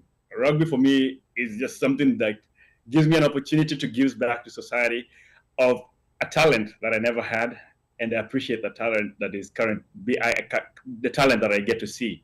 I see these kids putting their lives on the line, their bodies on the line, literally their joints. You see some kids break their joints playing for the game that they love, for a career that they've always loved. And again, that motivates me to just keep showing up and cheer them. And as I want to say that, again, there are some people that I've lured in. Again, Bamo, I've lured her into coming in to support the team. And Jerry always comes up. Evans from the UK comes up and supports the team. And wherever we go, we make some waves. We find new friends. We make new friends for Kenya. And again, we always trying to raise the Kenyan flag a lot higher. What I always advocate is, again, we need more support. We need more support on the ground for the players. As we have seen, the sponsorships are always going to be coming in. We just have to figure out a good way to keep maintaining good rapport with the sponsors so that they can continue sponsoring our sport that we love. Again, there's always going to be politics. And the one thing that I say about rugby is that when you see these kids play, doesn't matter what political party they came from. It doesn't matter where they come from. They all play for one cause. They play for the game they love and for the country that they were born in and the country that they love. So all we can do is get behind them and support them. Sometimes there are going to be losses. The main thing is that you have to realize is that when you lose, you learn to be a better winner. And I always say this one thing, that no player dons on a Kenyan jersey to go lose. These guys put their lives on the line to make everything count and to get as much wins as they can be able to get. It's never easy out there in the battlefield. You'll see these kids putting in a lot of effort, and again, they come short. When they hold their head down, just realize, again, they're not necessarily just disappointed by themselves, but they feel disappointed because they did not do what they expected to do, and they feel like they let their fans down. But I always remind them that, again, every time you lose, there's always something that you're learning. They call him the doctor of rugby culture, Dr. Konye Wa Njoroge, who also happens to be a medical doctor on the side. Konye? Yeah, unfortunately, yes. Unfortunately, today I had to cut the shift short. I had to cut our talk short because, unfortunately, I have a shift ahead of me. So I will be going to work shortly, which is okay. Well, side hustle. Side hustle. Side hustle. I'll go to the side hustle. Yeah. I'll go to the side hustle that keeps me going. Are you going to be cutting up someone's head, or what are you going to be doing tonight? Unfortunately, you don't know what's ahead. So you take what... Unaenda kudunga mtu sindano. Unadunga sindano. Okay. Sindano gani? Okay. Sorry. Watch it. Uno. Sorry. PG, it's a PG radio show. So my parting words will be each and everyone that is able to come to LA, show up to LA. Let's all have one voice. Let's cheer for Kenya team as we celebrate and get to enjoy the one time that both men and women get to play on the same field and the same day, same weekend. I tell you what, it's going to be big. So we clap for this guy again. Makofi. Thank you so much, Konye. Thank you, Konye. Thanks for gracing us with your presence. Asante sana. Asante Thank you sana. all for your time, and I really appreciate it. We look forward to meeting again and again. I planted a little seed. Let's see what we can do. Let's see what we can do. If I need to be the one holding the camera, I'll hold the damn camera. Okay. Sawa. Okay, that's Konye Wa Njoroge. Asante sana, Konye. Last but not least, I love all you guys. Love my fans. And you guys always do me proud. And if you have some funny videos of me cheering, just always tag me. I'll always repost you. Because, we only have one life to live. And we don't live it to our best. We'll never know. YOLO! Yes, but we can also sell them to you. Sawa, asante sana Konye. Thank you, Ben. Thank you, Okay. sir. All right. Okay, Love you. asante sana Konye. Yes, I want to remind the listeners again, you're tuned in to the OneMic show, and I'm your host and producer, Ali Badawy. We've been talking to the doctor of rugby culture, Dr. Konye Wa Njoroge, who also happens to be a medical doctor on the side. We've been talking to him about the upcoming rugby calendar after LA Sevens and the future of Kenyan rugby. Now, coming up shortly, we'll be giving away a number of free tickets to the stadium, courtesy of Alex Owino of AEG Rugby. So Alex, kama uko tayari, I know you were tuned in. We'll also talk about the usual drama surrounding DJs and event promoters during rugby weekend. Hii ni kama kawaida, it always happen.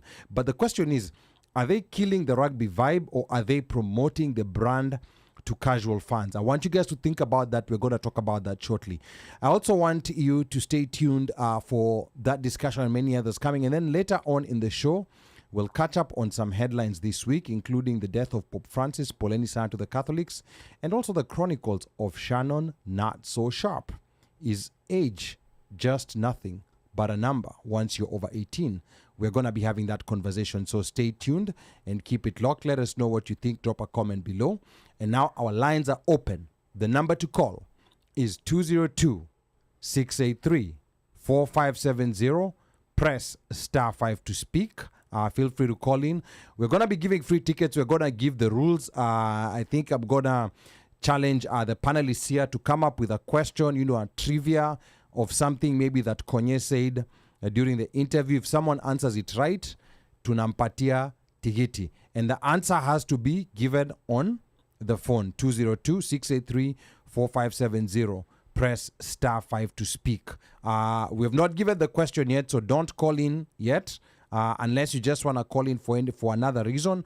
But we are going to be giving free tickets. And again, these tickets are for people who are going to be going to LA.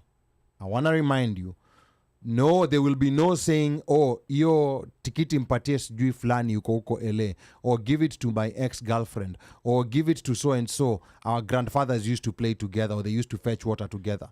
There is no such thing. It's only for the people who are going to LA. We want to be as fair as possible. And without much further ado, we want to welcome our special guest, Alexander Owino. And I'm going to let Alex Owino actually introduce himself. He's a face those who've been coming to rugby over the years, they're very familiar with. I want you to introduce yourself so that those people who maybe have not seen you before to get to know you. Alex, twende kazi. Yes, thank you, Ali. Konye is a very hard act to follow. I don't know how. I should have waited. But thank you for that introduction. I'm Alex Owino. I am the lead for Kenya Rugby 24/7, and I also consult for AEG Rugby, which is the primary reason. I've been involved with rugby for years, probably 15, 20 years now. And our role for Kenya Rugby 247 is really, it's a fan-centric portal. And for AEG Rugby, our role is really to curate an in-stadium experience, right? So what Konye has been speaking about for the whole time, basically, when you're in the stadium, what kind of experience do you have? We listen to the fans, we listen to the sponsors, we try and work with our partners to make each year better. And this year is actually important for us. We're trying to do much better. We've partnered with some very good brands. We have, I don't know if you've noticed, now they will actually have Tusker at the stadium, which we're very proud of, which is in conjunction with Soko Retail. We're going to have East African food. We're going to have a Kenyan DJ. I believe DJ Slim is the one DJ. So it's really all about the stadium experience. And ultimately, I know you've spoken about this a lot. It's about the Kenya Rugby, right? So the women, the men, it's the first ever. So it's really something that we want everyone to come out and see. And I'm glad to be here. And thank you for inviting me. Okay. Thank you so much. Because the stadium experience, especially for those people who never made the transition to LA, people who used to go to Las Vegas and now LA has an entirely different stadium experience from Las Vegas. I know we all loved Vegas, but one thing I didn't like in Vegas is the distance that you had to go to the festival section. It was quite a distance, and if you wanted to run back and catch a game after it had started, by the time you're making it, it's almost halftime, or maybe even sometimes the game is over, depending on how fast you can run. The LA Stadium is designed in a very interesting way, in that the festival area is just right there next, and that's where you said there will be a Kenyan DJ, and there will also be Kenyan food in the food court area. Is that correct? That is correct. Yes. So, and Konye had mentioned it. So Kenya will primarily be playing on pitch 2 for the first day, and obviously we anticipate they'll make it to the finals, which will be on pitch 1. So the festival is in between the two, so it's very convenient between the two stadiums. And what most people don't realize is Vegas was not really a rugby stadium. The LA stadium, the Galaxy Stadium, is actually where the Olympics is going to be held. The Olympic Sevens will be at that exact stadium. So it's built for rugby, and it's designed such that your proximity to the stadium, your visibility to the game is a better experience. Okay.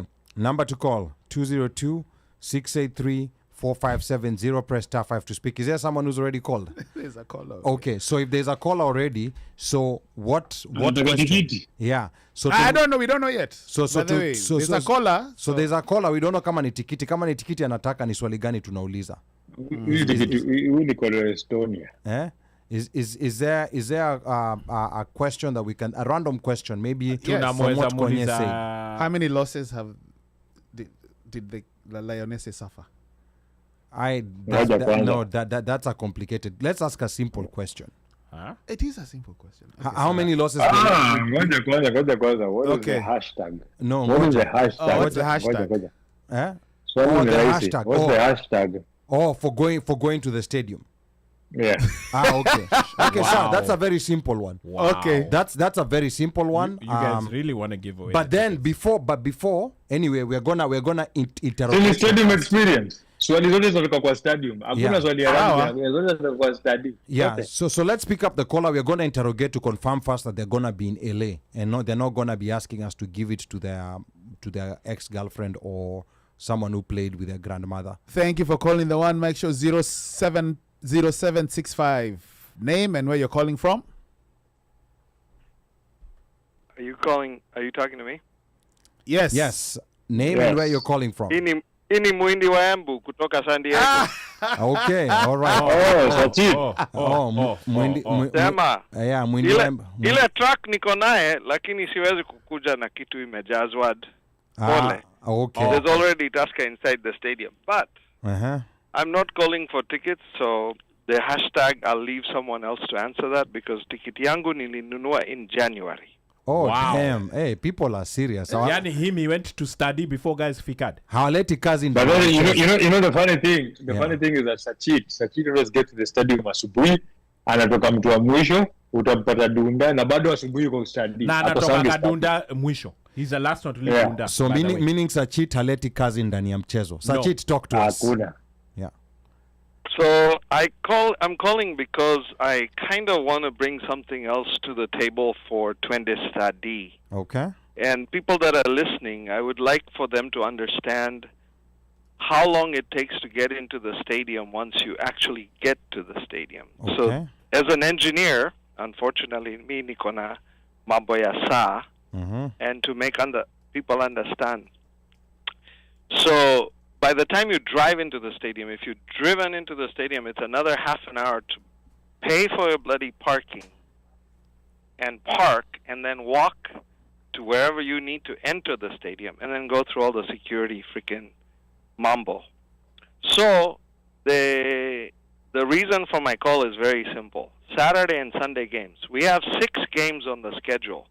3 for men, 3 for women.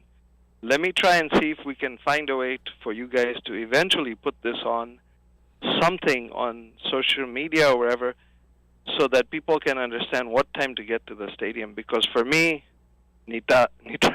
nitaweka tent kwa stadium from Saturday morning mpaka Sunday night. Sitoki stadium. Sitoki, hata ninalete kula na chakula, nitakaa tu huko kwa blanketi. Okay. So, men's game is at 11:28 a.m. versus Samoa. This is Saturday. The next game is the women's game at 12:12 p.m. versus Spain. The next game is men at 2:51 p.m. versus Portugal. The next game is women at 3:35 versus Brazil. That brings us to the end of Kenya games in pitch 2 on Saturday. I don't know what that means for further games for us because the next games are Sunday. The first one is women's at 10:44 a.m. versus Colombia. The next one is men's at 11:28 a.m. versus USA. That last game, in my opinion, is fire. So our teams that we have to beat are Samoa, Portugal, and USA for men. For women, it's Spain, Brazil, and Colombia. Okay. I think the women are definitely poised to go to the next level. The men, Samoa's tough. Portugal I'm not really sure about. USA, absolutely tough. Because I think they're also bringing Perry Baker back into the swing of things to get out of relegation. So, for someone who's going to camp there for 2.5 days, driving from San Diego in your truck yangu, please come find me. Mogoka wa Embu. You know, Sachit, let me say. Mogoka. Let me say something. The quality of the listeners we have on any topic that we have, for example, like what Sachit just gave us, I think most people don't realize, but this is very high value. And this is why we go there. And I think this is the information that we need to put together and post it for people to have it and have, like, the way you have a timetable. If you're going to work, I'm going to be doing this from this time and this from. This is what people need to have. And especially that information that ukifika kwa study na gari, it's going to take, like more than half an hour to park. I think this is very high value information. So people know what time to wake up, what time to start moving, because I think every person who's going to be there will matter, especially because it's in pitch 2. And also don't forget the time frame, the allotted time that Kenya is going to play. Yes. Specifically. Let me say something. Yes. Remember why Twin the Study was such a success was because, and credit to Ali, right? Ali used to sit down na alipo na mtu atakuandikia budget ya That's exactly what I was thinking, Micah. Mtu amesota, mtu akona do kiasi na mtu akona do kabisa. Yes. And he will say everything what to do, right? Yes. He will give you how you can go to the stadium using a bus, how you can go to the stadium using a taxi, you can go to the stadium using an Uber. And he will suggest hotels based on how your budget is and kila kitu. And I think that's what, Alex, that is something that you guys should start considering now. Like, curate a package for people so that people can understand. It makes it easier. When somebody is hardworking, alafu antaka kuendelea, alafu anataka kukaa chini, anataka kutafuta flight. Akitafuta flight, alafu aambiwe study kwa mbali. Anataka kufikiria ni rent gari, ni si rent gari, nifanye nini. You see, those are things that can make it easier for people to have a good stadium experience. Because for Vegas, it was quite easy. There was information on what you're being to do. And most people, actually, it became a norm for people to actually contact us and ask us, so Vegas, tutaka wapi, tunafanya nini, tunaendaje kwenda study, tunabeba wapi ticket, tunafanya nini hivi, and you will point them, enda kwa nani, enda kwa huyu. The only thing we didn't point people to was bashes. Tukanambia tu enda tupate yenye unataka kuenda. But we were biased. Tukanambia tu usiende visa Nigeria, enda za Kenya. Because we support Kenyans hapa. It was simple as that. But we never spoke bad about anybody's party, ingawaje tulichukiwa na watu wengine, but hiyo ni vitu za kitambo. All in all, for LA, what Sachito's brought up is actually something that most people should think about, consider about. And sijui kama Ali ataguswa awaandikie huko Facebook itinerary vile mtaishi ama mtaishi that. Yeah. So this is good information for you to plan your day. Up. You know, once you plan your day, once you plan your weekend, it makes things easily. I will tell you a simple play that we used to do. When we used to go to Vegas, we used to plan our days around the games. How tulikuwa tunadunda ilikuwa inapangwa depending na Kenya wamechezaje. If Kenya played badly, we knew that we were not going to stay out in the club till late. Because tunacheza game ya asubuhi na mapema. Right? If they perform badly day one. But all our night outs are planned based on how the team is playing. Yes. So, if the team is playing at 12 or 11, or that's our first game, you have enough time to plan yourself. Vile utadunda, vile utarudi kwa place una stay, utarecover na utafika stadium. It's all doable. Naps are allowed. So go take nap ukienda sherehe. Like ukitoka study take a nap. Sisi nilikuwa nalala. Nilikuwa nalala tunaingia dunda saa 6 usiku. Tuko fresh kushinda watu wengine. Mtu anajaga mna nguvu alafu ukitoka hiyo dunda unaenda PH1 na unalala tena. Unaamka unaenda study. So there's a way you can plan yourself uko fresh enough kwenda kufika study. Usijinyime dunda juu ya kwenda study na usijinyime study juu ya kwenda dunda. Okay, asante sana Micah. Let's get a parting shot from Sachit, and then we're going to go back to Alex. Sachit. So, guys, as a diehard fan like Konye, except I don't have the same Daktari title and I don't have the funds that the Daktari has, so I can't follow him the way he follows the rugby. I've gone with him to many places. We've been to Uruguay together during the Challenger Series. It took us 18 hours of flying to be in Montevideo for 3 days, to fly 18 hours back, and then for me to drive another 3 hours from LA to San Diego. Regardless of our travels, I'm a big fan of Kenya rugby or Kenya sports, period. But Kenya rugby more because it's a sport I never played, but I really love watching. The reason I bring these time frames up is because I struggle with them myself. So driving from my Airbnb, how long is it going to take? I give it 30 minutes from the time I enter the line to pay for parking, because the LA stadium is not as organized as Vegas was. Vegas, they had 7 to 10 lines for you to pay for your parking to get into the parking lot to park and then walk to the stadium. In Vegas, they didn't have the same security that LA has, and now, because many years later, security is up.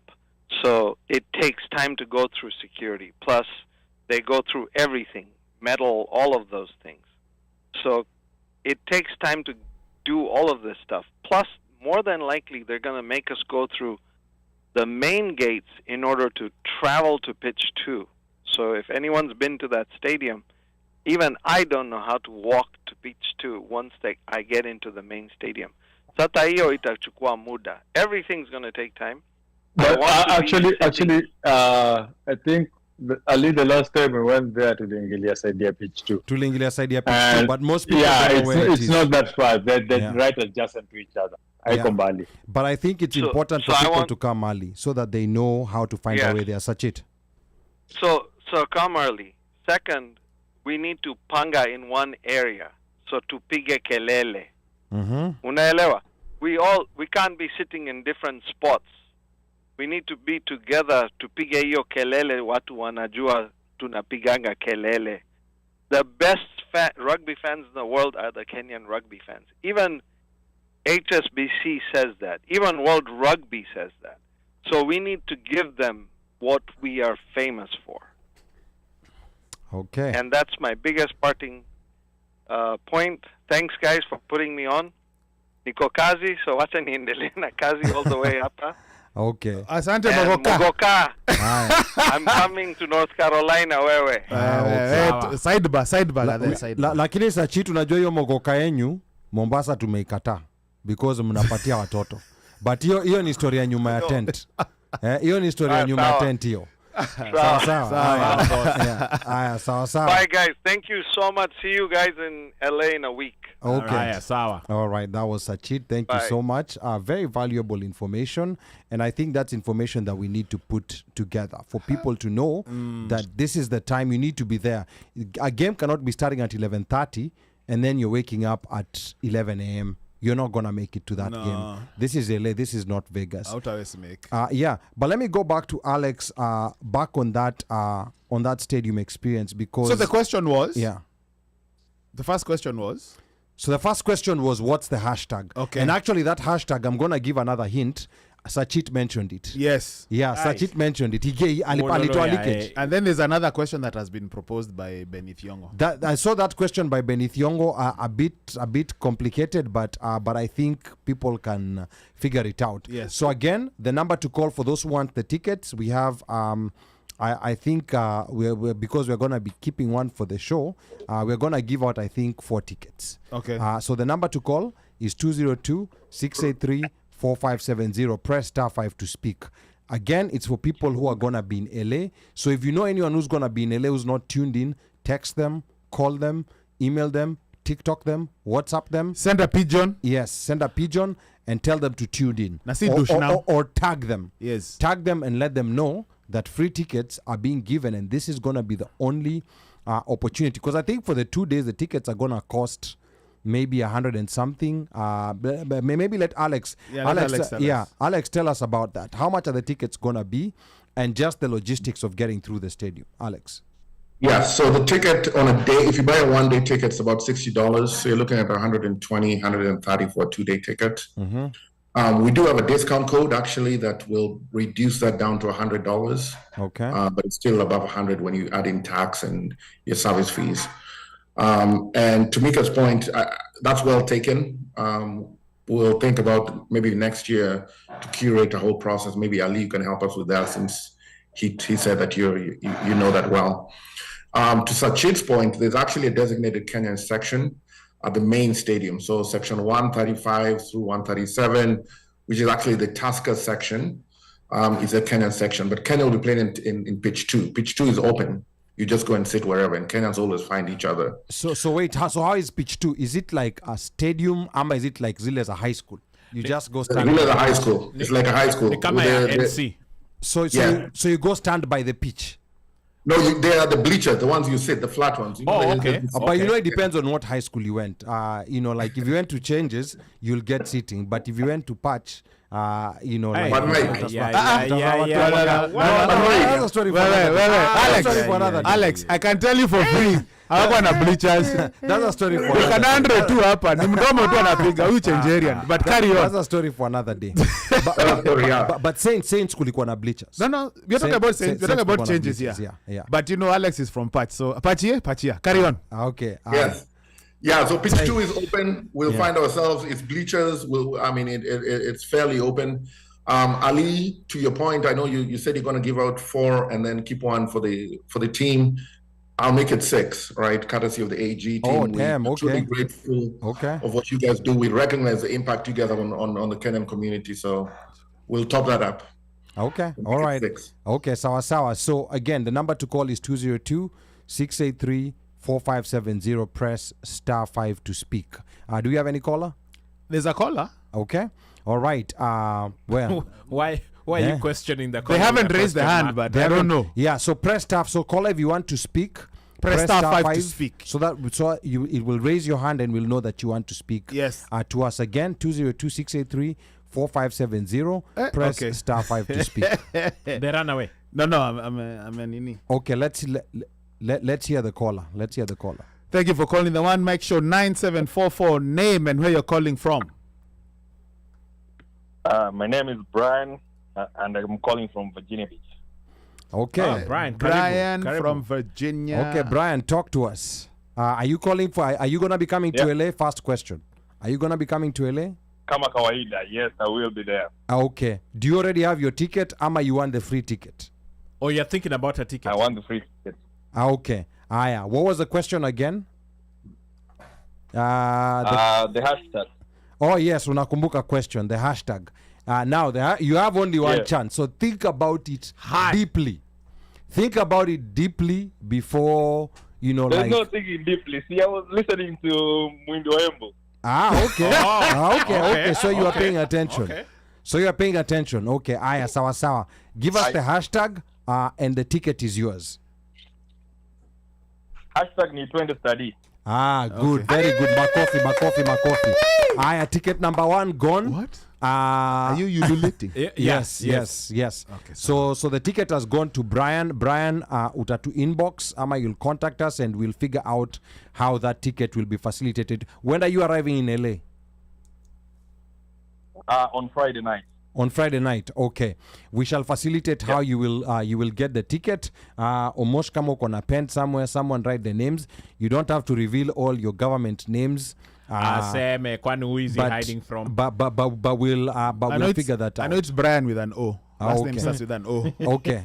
Sawa. That's enough. It's Brian with an O. Yeah. Brian with an O. Andika hapo Brian with an O. Yes. From Virginia Beach. From Virginia Beach. Brian, talk to us, like expectations and any question you have for Alex. Yeah, so actually I wanted to rectify, I think Och alikuwa amesema something about Kenya Rugby.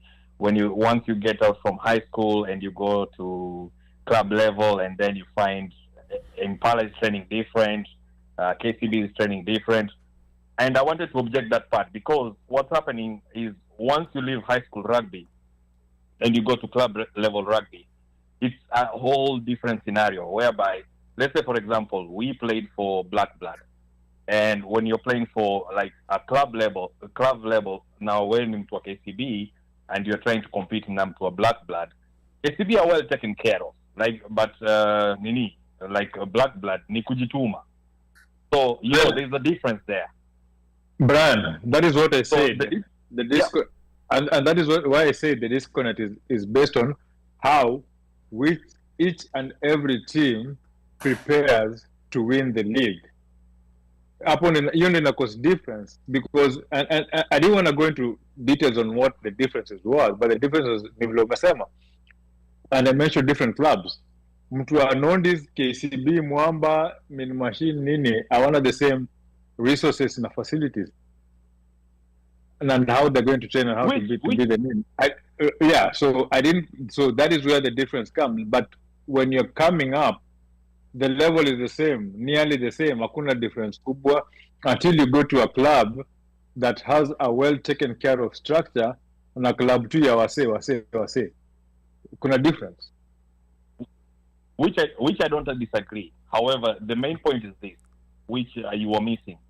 Other countries, rugby is a full-time sport, whereby hakuna ati unaenda job, because in Kenya, unaenda job in the morning, 4 p.m., you go to rugby and train. However, when you go to other countries, like rugby is a full-time sport. And then they're beating us. And then I didn't miss that. I said that how South Africa prepares, how Zimbabwe prepares, or Namibia prepares is different because the level of rugby, unazanga age group rugby, alafu unaingia pre-university rugby where you have sort of like a semi-pro contract. By the time unaingia club level, zote ni contracts. So I didn't say anything different than what you're saying. It's only that Wona explained to Mta, na mimi nili explain in a level that's okay, explain na Kizungu mob. Yeah. Okay. I think what we need to do, because Brian him to Virginia Beach. Now Virginia Beach si mbali sana na hapa. We need to have an episode. We need to have an episode. Nawezi kupia Micah atatoka Richmond akuje huku pia. Si wako majirani. Hapana. Boss. Trust me, they're not. Go check your map. They are not. Go check your map. Wako vie. So I think siku moja we are gonna get all this rugby because I like the rugby technical talk. Me ni rugby fan, but ikikuja kwa hiyo technical side unawachia mapros. Hiyo unawachia mapros, unawachia wenye walicheza hiyo game. Hata ule mse wa Estonia kuje. Yeah, kwanza huyo akitoka Estonia Misha. Estonia unajua alikuwa coach wangu. Yes, so ndo nasema hiyo technical talk we are gonna have it. Me, the highest level of rugby I played was inter-house games, and I prospered vibaya sana, but that's where my career ended. Thanks, Brian. Yeah, but Brian, asante sana. Sasa is there any other question you had for Alex before we let you go? No, I don't have any question. All I want to say is see you guys in LA and see you guys in Cape Fear. Okay. Sawa. Ndo anajua. Gentleman and a scholar. Aya, asante sana. Thank you, Brian. Again, the number to call is 202-683-4570. Press *5 to speak. 1 ticket gone. I think we have another 4. Yes. That's left. Yeah. So 1 ticket gone. We have another 4 left. Question number 2. So question number 1 was hiyo ya twende study. It's already gone. So another simple question. Or should we have Alex ask the question? We should take Alex, this question. Question number 2 inafaa kukuwa. Section did Alex say is going to be the Kenya section? Hiyo watu watakumbuka kweli? Alisema jina mbili. Alisema namba na jina. Kulikuwa na namba na kulikuwa na jina. So wale watu walikuwa na pay attention. So mtu aseme yoyote, Okay, so the number to call is 202-683-4570. Press *5 to speak. And I'm going to give a hint, you know, like, so that watu waseme tumewekea swali ngumu sana. So you can either answer with the number or with the name of the zone. And I can give a hint that it's a drink. And that's it. You know, like, we're not going beyond there. We're not going beyond there. So again, number to call is 202-683-4570. I guess it Press Kenya. *5 to speak. Do we have a caller yet? No, not yet. Yeah, but so maybe another hint if people are listening to Sachit. Yeah, Sachit also mentioned it. He cannot beba. Yeah, and he's coming with the track. Yes, he cannot beba that drink because he's coming with the track. Those are good enough hints. Yes. Ukiweka mwa Kenya, you have to call to get these tickets. Kuna mtu ameweka mwa Kenya huko? Yeah, kuna mtu ameweka mwa Kenya. Lakini pia ni wrong, amegeza na kaanguka. Yeah. No, ni sawa, lakini you have to call 202-683-4570. Press *5 to speak. Now, before we lose this point, Alex, there's something called fan zones in the stadium. What exactly are those? Yeah, that's a good question. So the fan zone is a fun experience. So there's a stage, there's performance. It's basically everything that happens when the games are not, when you're not watching the games, right? So at the festival area, which is right behind the stadium, right on your way to the entrance and the exit, you're going to have curated performances, part of which will be Kenyan. You're going to have a DJ. You're going to have food. You're going to have drinks. I mentioned Tasca earlier. You're going to have where people congregate. You know, usually how people, in between the Kenya games, people leave their seats because it's a long day. So people are going to sit back and just hang out. And what we want to do, what AAG wants to do, is make sure that those gaps in the period between the games you want to watch are valuable to you. So you can gather somewhere central, you can enjoy, you can eat, you can party, and you know, have fun. Okay. And now the other question that also Micah had brought up from the beginning is for proximity to the stadium, because now there's a conflict of interest, because there's a stadium and then there's the confused dundas, which are all over the place. And of course, we're going to be talking about DJs and event promoters. Are they killing the rugby vibe or building the brand for casual fans? So, and LA is also very confusing. It's very big and very confusing. Yeah. Is there like a central spot, a central location that you would recommend that is convenient for everything that people want to do? Ama something has to be sacrificed? I think other than the stadium, something will have to be sacrificed. And that's the contention I have with the promoters, that they're all over the place. I can only speak to what's happening in the stadium. I've seen the flyers. I know there are 5-6 different events. I take offense to anything that happens while the games are happening. Yes. Oh my goodness. I'm glad you mentioned it.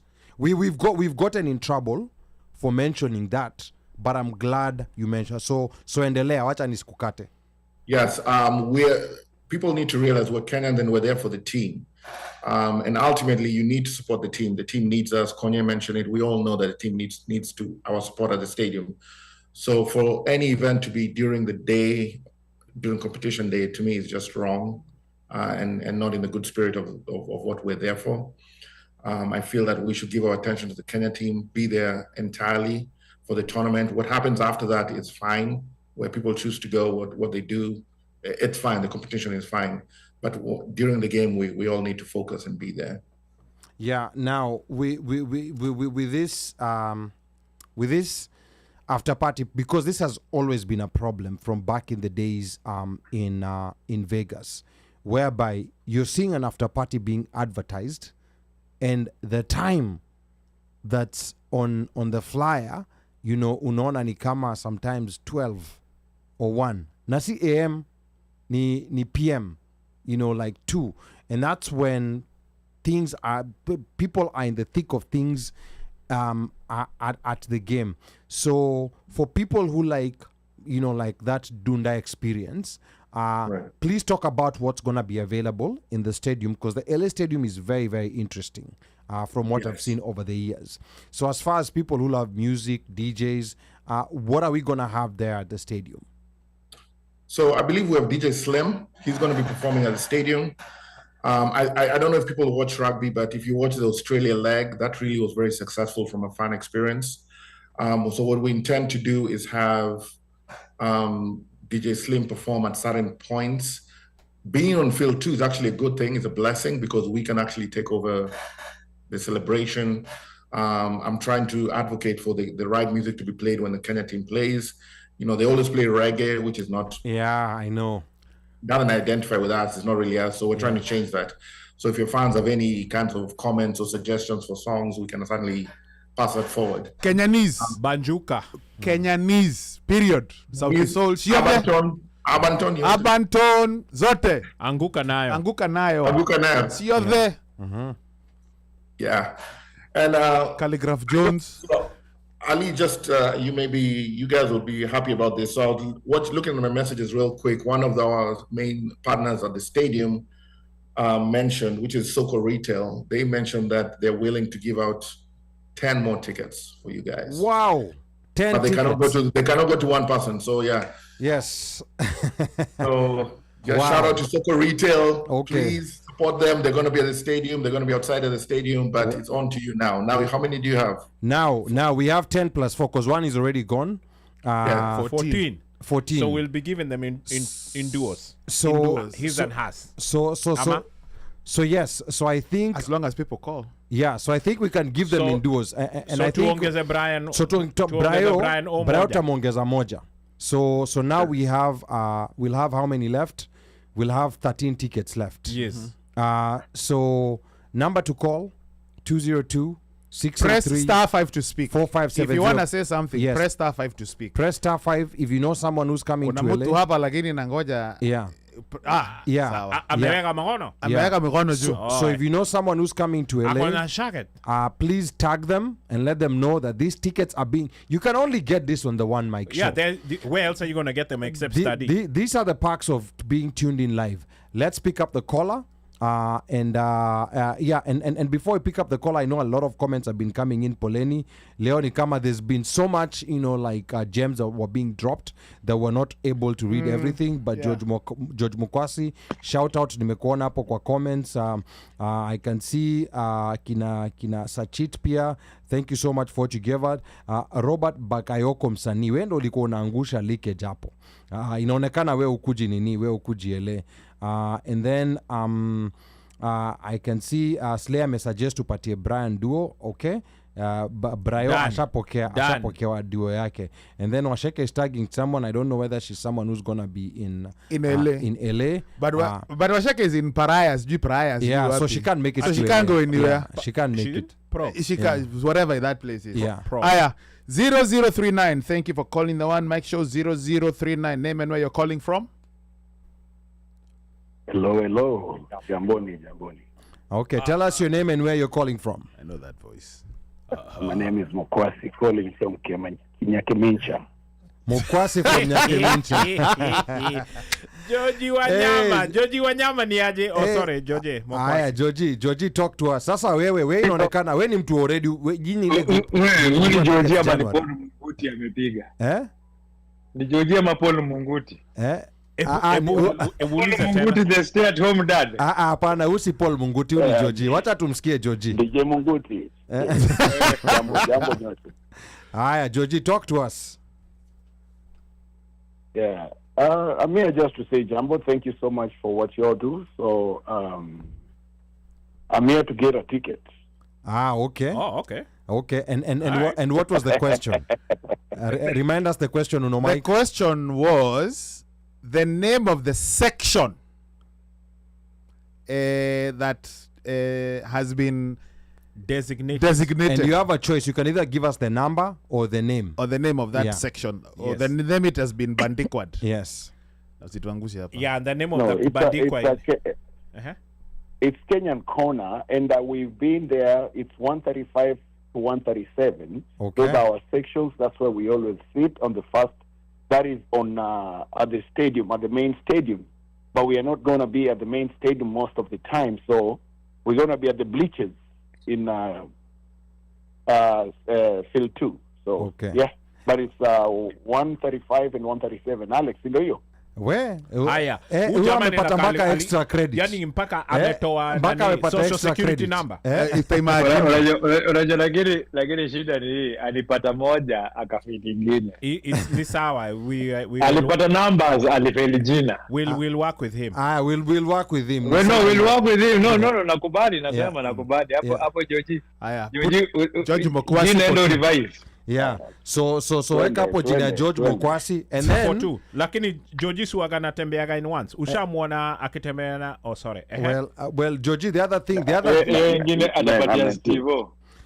other rumor nimesikia, saa ni rumor, saa we confirm. Nasikia kutakuwa na isikuti dancers huko.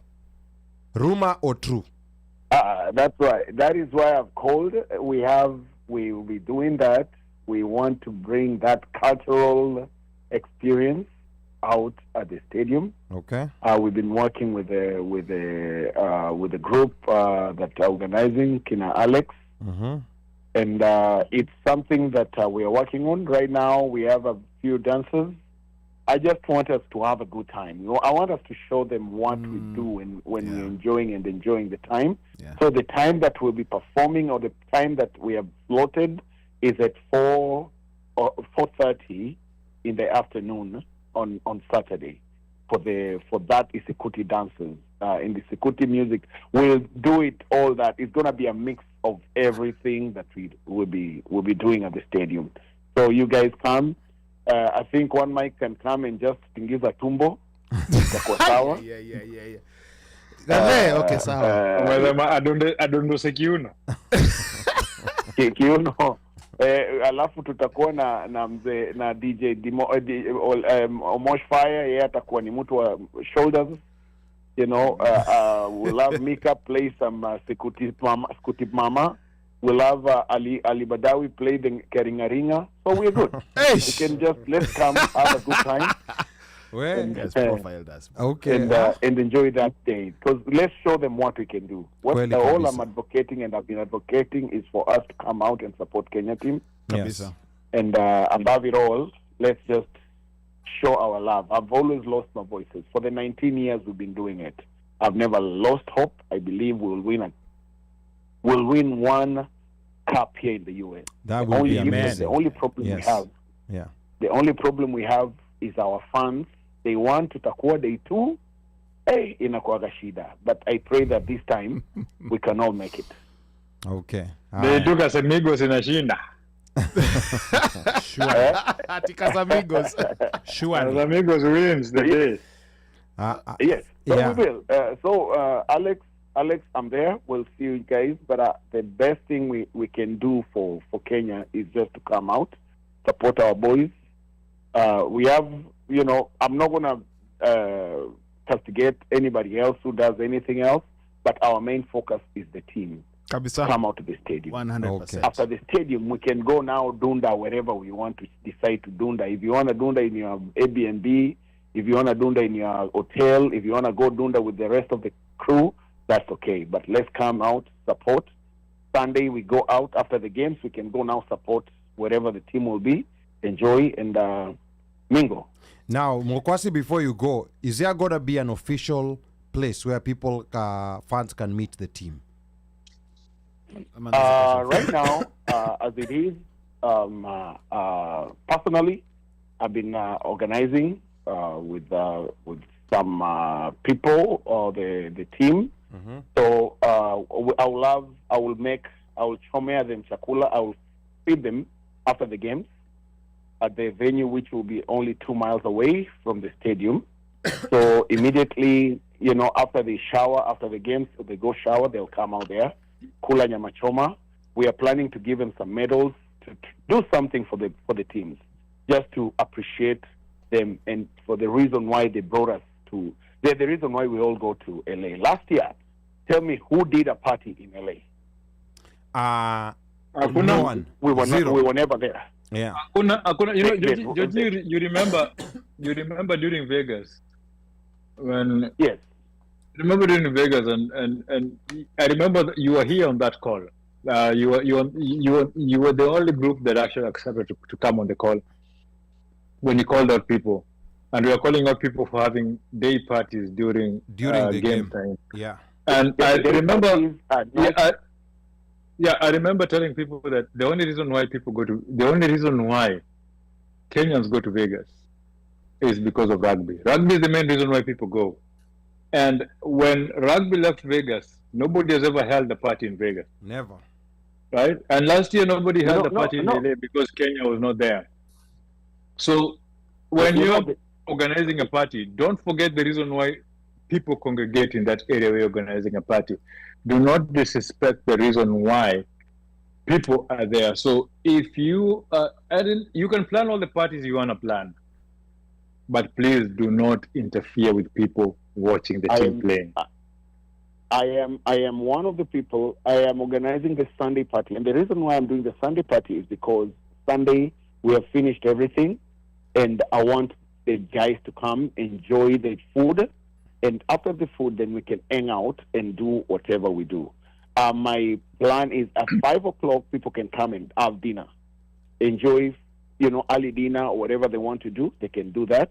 So the day party, I've fought with people about the day party for the longest time, and I still do that up to today because we are losing. But the good thing about it, Micah, and I'm sorry to say this, LA, the people who are really going there are people who are really serious with the game. Yes, absolutely. If I'm paying the almost $1,200 for a hotel room for 4 days or 3 days, then it means I'm going there just to enjoy the game, and then thereafter we can do the hula baloos after that. But it pains me that you will drive to LA and not even go to the games, but wewe ndo wa kwanza kukua kwa madunda. I don't know. But I pray that all those who are going there, even the ticket that I've won, I'll be giving it out to somebody that already called me. Ana tiketi. Kuna rafiki zangu wenye walikuwa kwa ana tiketi. So you've blessed waambie wapige simu washinde ticket. Niko na tiketi zingine ngapi? 10 za kupeana. Tuko na I think ni 12 zimebaki. 12, yeah. No, 11. No, Georgia tumetoa 4. We had 16. Tumetoa 4, so tuko na 12. Okay, sawa. Yeah, so I think tuko na 12. Yeah. Okay. No, Ali, your math is wrong. So, my math is not mathing. But I think tuko na 10. Tuko na 10 left. Alex ata confirm. Yeah. All I want us to do is let us push people to go to steady. Let us push people to come. Let us do what Mwindi wa Embu amesema. When you get there, the lines are too long. I don't know if some of us remember when we'll go there and we are only 2 or 3 people supporting cheering Kenya after zetu zimeisha. Day one. Sunday asubuhi. Yeah, Sunday asubuhi. Worst Sunday time asubuhi. ever. Like somebody mentioned that tulikoko tuna wenye tunajua tuja perform vizuri, tunaenda huko kwa games za asubuhi bana. So guys, if we can only sacrifice for the 2 days, that Saturday we don't kidogo, goals lala, amkia asubuhi, come to the stadium. The good thing is this time the games are starting a little later, from 10 o'clock. So there's no reason why we should not have at least 300, 400 people at the stadium at our first game. So let us just push the agenda. You guys continue pushing the agenda to end steady. Let's go make our boys. And remember, this time we have our women team. And girls, boys you, and mark girls. It from me today. We will win. These women will win 2 or 3, legs. Wow. Watachapa watu. Wow. Team iko fiti. Yeah. So next season to plan. Yeah. Yeah, next season let's plan to go to 2 or 3 of the legs. World Rugby is just trying, and this I've been complaining about it, Alex. I hope you've been seeing me complain about it on my social media. World Rugby, whatever they're trying to do, is killing our game. There's no way you can reduce the teams to 8 or to whatever and think that you'll make any money. Because if I'm coming to support my team. I'm not coming to support any other team. You know. That's true. Yeah. So whenever we go there, let's just try and get them. Let's try and push that petition, get it to the World Rugby. For those, maybe I don't know if Konye came in later. I don't know if Konye spoke about it. There's a petition going around. People need to sign that petition so that at least we should it's showed to the World Rugby, for the World Rugby to know that guys who have invested in the game, not only today, to be there for for just a day. Rugby sevens is a game, or it's a sport where it's fun and sport. So if you take out the fun, then there's nothing else you can do. Okay. You know what you can do? You can post the link for that petition hapo kwa comments hapo. Yes. And then we'll share it. And then we'll share it. Yeah. Georgia, asante sana. Napa Fred Absalom anakuambia, anasema George Mukwasi ni sponsor, mpe 4 tickets. That is Fred Absalom. Asante. Ukweli. Asante. Aya, sawa. But asante sana Georgie. Thank you, Georgie. And we will see you tukifika huko study. Hiyo nyama utume hapa, please. Yes. Thank you so much. Haiko mkuje. Sawa. We have another caller, but number to call again is 202-683-4570. Press *5 to speak. I think we have 10 tickets left. We're giving 2 each. We're giving 2 each to the people who call and answer the right give the right answer to the question. What is the next question? So the next question. Yeah. What's the next question? Micah, letter question. Moja. Tumeuliza jeje mejibu. Next question. Who's the captain of the Kenya's ladies team? Who is the captain of the Kenya's ladies team? Or what about that question Benny asked? What was Benny's question again? Benny's question was a bit complicated. Who played for the Kenya team from when she was in high school? We want simple questions. Let's be honest. Benny's question. Which Lioness has been playing with the national team since she was in high school. Okay. But that's that's a difficult question. That's a question even some diehard rugby fans may not even know. We can have Alex ask a question. Alex. No, simple. One of the captain wa team ni nani? Hiyo ni rahisi. Okay, captain wa team ni nani? Captain wa the women's team. Hata Gemini na ChatGPT zitakwambia ukitaka kujua. Okay, aya sawa. Okay, sawa. Let's pick up the next caller. 1960. Thank you for calling the OneMic show. Name and where you're calling from. Hello, this is Benny. How are you? Hi, Benny. Hey. Wait, it didn't sound like a camera. This is the way camera sound. Hiya, Benny. For those who are hearing you for the first time, where are you calling us from? Luther Vandross. He's trying to sound like Luther Vandross. Nakuru. Amesema ni duanu mai. Maze?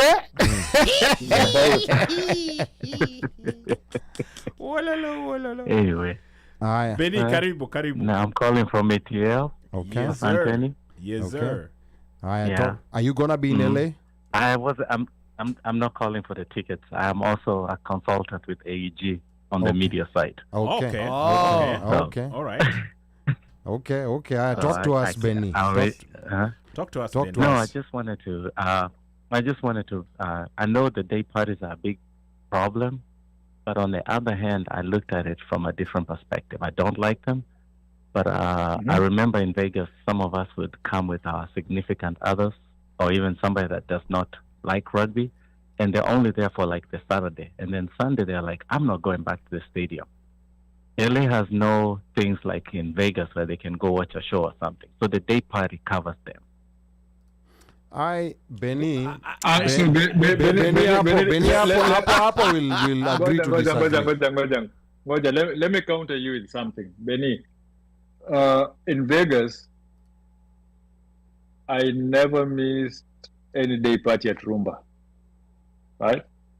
Those are my friends. Those are my people. I was going to support them regardless of, right? I never missed any day party because you know why? they were the only camp who started the day parties at 4.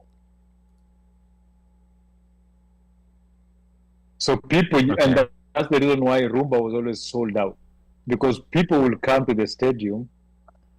By the time wanafika hapo wanafeel ni kama wajamii sana. Wale wenye wanaanzisha day party zao saa 8, by the time you go there imejaa, like mtu unafeel like naenda place imejaa, like hii unaanza nayo inaenda mpaka midnight nayo ilikuwa ina make sense. So I get what you're saying.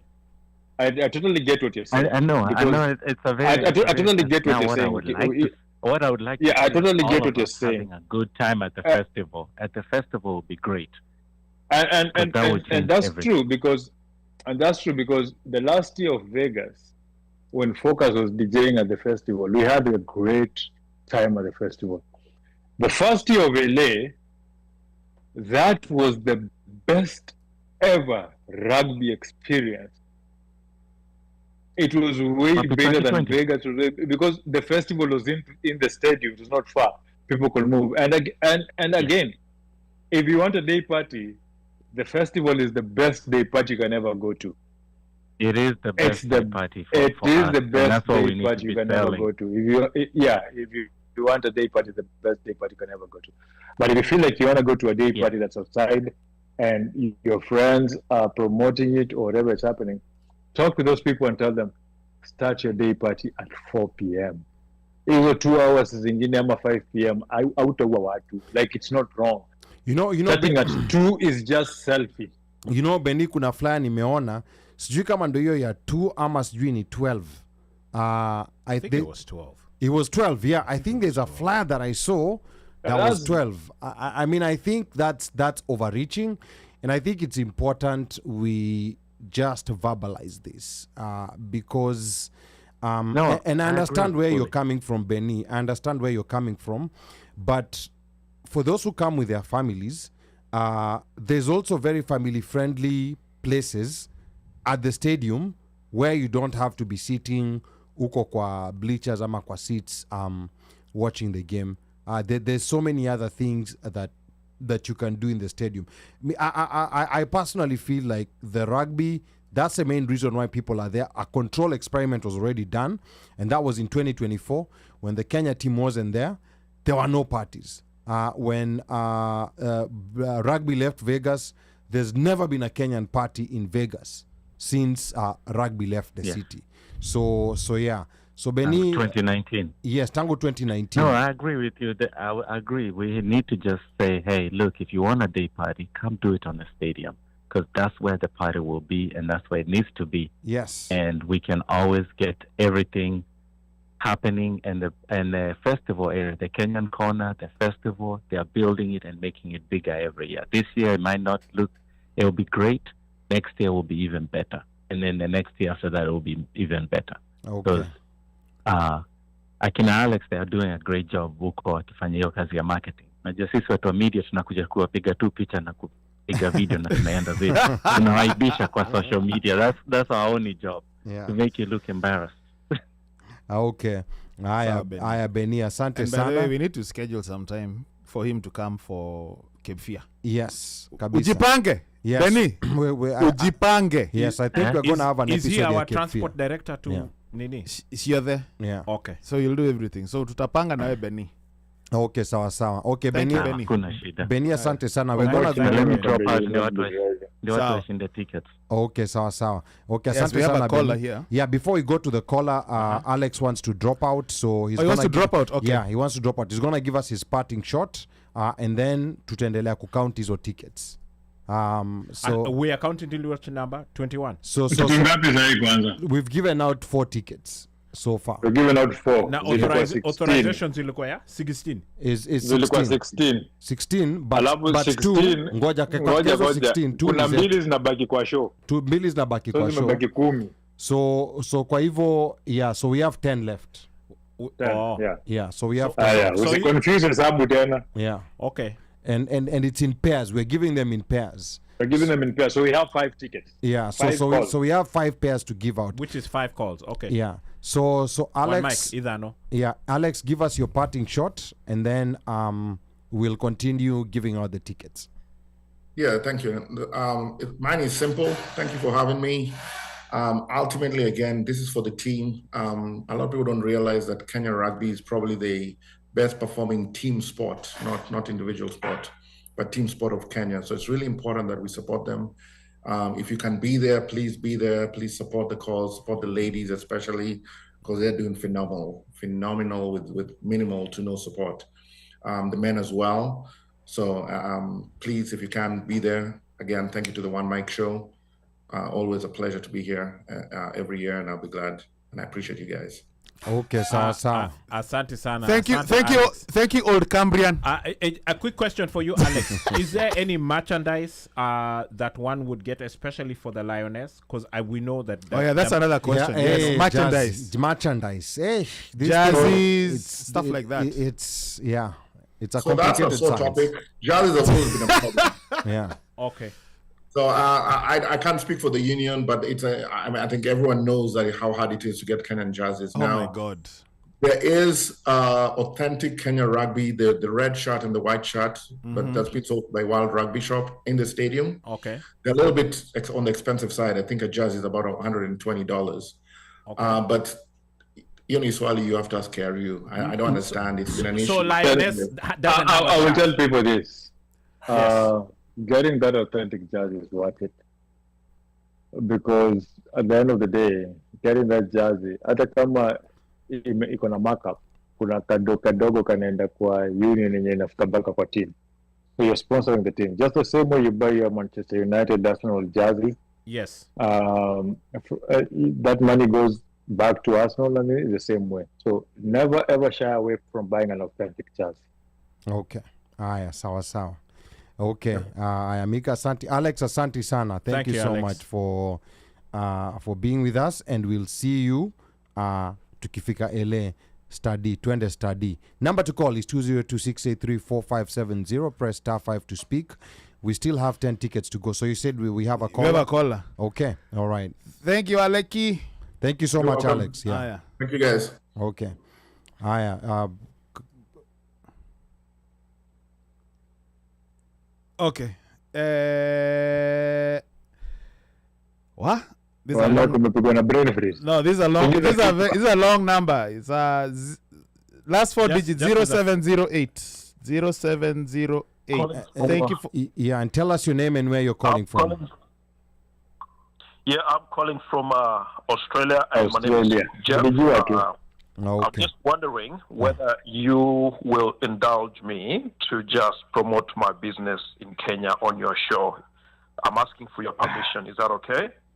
Unatulipa boss. Hey.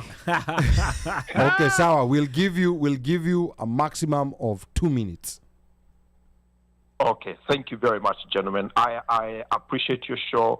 Your show is great. Is a good way to, see what's happening in America, but as well, from other parts of the world. So you have a great show. Keep up the good work.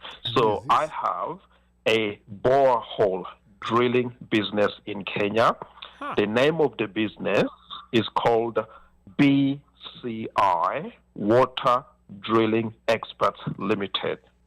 So our phone number is +254 7397 3773. And so we have a website. You can reach us out on our website. And we operate all over Kenya, even East Africa. So if you ever need a borehole to sort for your farming or real estate development, we can help you. So our name is BCI Water Drilling Experts. Thank you very much, gentlemen, for giving me the opportunity.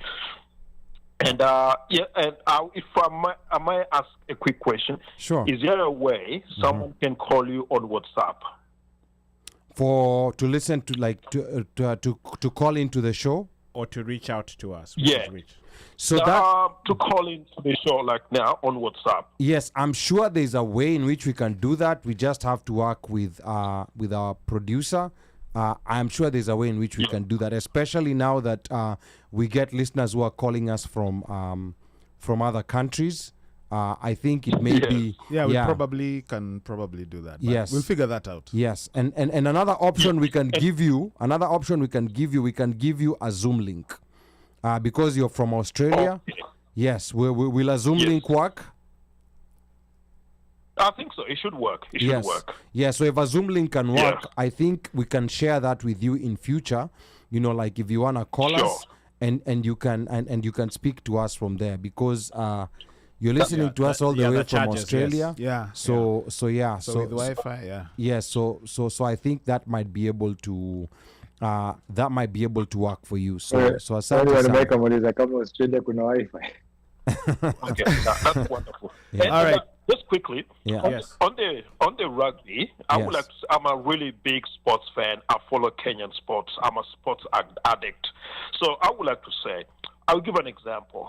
Look at someone in soccer like JJ Okocha. You know, for me, I would say JJ Okocha. He looked like a brilliant guy, could dribble, go past people, do amazing things. But his game, he was very poor at reading the game. Okocha did not know how to read the game until when he was playing in the English Premier League for Bolton Wanderers. That's when he was sort of maturing into reading the game. And the reason there was a big gap in his ability to read the game is because he did not have the academy bringing. The academy doesn't just tell you, they don't even focus on dribbling so much. They teach you the mental aspects of the game, like how to read the game, how to position yourself, how to move around the game, you know. So I would say it's the same issue when it comes to rugby. Reading the game is lacking, the mental side, and that's where you get our Kenyan players get exposed. When they get to the senior level, I call it the consolidation level, what their lack of academy training gets exposed. So I would like to see how institutional approach where we've got good management, put in place grassroots and serious academies, so that people, so that the mental side of the game is well developed. Thank you very much. All right. Okay, thank you. Thank you so much, David, all the way from Australia. Asante sana. So thank you. Is he still there? I can ask him a question. Ama is dropped. No, he's still there, I think. Yes, I'm here. I'm here. Yes. So David, with this drilling business of yours, I'm assuming it's water drilling, Vizuri, all of that good stuff. Since you've advertised on the show, do our listeners get discounts? Is there a code they can use? Can they reference you and say that they know you, or do we just dial a guy? Yes. Since we are doing it, through your show, you've given us a platform. Yes, we will give you we are happy to give a discount. Yes, we can give a discount. Yeah, and Okay. we're gonna talk on the side. Yes, we can talk. We're going to look on the we can side talk on the about that sides, and yeah, but organize how we're going to... yeah, but we have people who would be interested. We're in going to this, work on that. So we can. Let's figure out how we can communicate more to that. Yes. Let's not lose where the show is today. Yeah. How Okay. then are we gonna get in So touch? how can I reach you? Do you have can you publish your contact details, like your emails, so that I can reach you? Yes. So can you inbox the show? Like I don't know whether you're tuned in on the YouTube side or on the Facebook side. If you're on the Facebook side, you can inbox us your details, and we'll contact you back. Sure. Okay. Okay. All right. I will do so. Okay. I will do so. Thank you, gentlemen. sir. All the Thank best. you. Thank you. All sir. right. Great. Thank you so much. Yeah. Okay, bye. Yeah. Do we have a caller? No, we just have. There are people. There seems to be people. Wanaskiza. So if you wanna, what was the? So 202-683-4570. Press *5 to speak if you wanna answer the question and get the tickets. And the question was, who's the captain? Who's the captain of the women's team? Women's team. Okay. That's very easy. You can Google that. Press *5 to speak. Yeah, we have 5 pairs of tickets we are giving away. Yeah. So Kuna comment hapo Facebook. Yeah. Okay. Hebu soma hiyo comment iko hapo Facebook. Hiyo comment, nimeona hiyo comment ya Roberto. Roberto anasema Hapana ya Roberto, kuna ingine chini ya Roberto. Soma ya Roberto alafu endelee kushuka. Okay. Kuna ingine 1 minute ago. LA7's rugby. Mbona hiyo nimemiss ama hii yangu iko slow? Android mse. Ni Android. Okay. Inasemaje? LA7's Rugby. Yeah, so LA7's Rugby wamesema nini? Can't wait to see you bring the party to LA. Now, is LA7's Rugby paying us? Let's inbox them an invoice. We are sending them an invoice. Yeah, LA7's Rugby. LA7's Rugby. We'll send you an invoice. But thank you so much. Thank you so much for tuning in and commenting. So the question was, who is the captain of the women's team? Yes.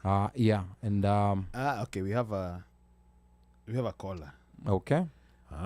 Okay. I don't trust this number, but let's see.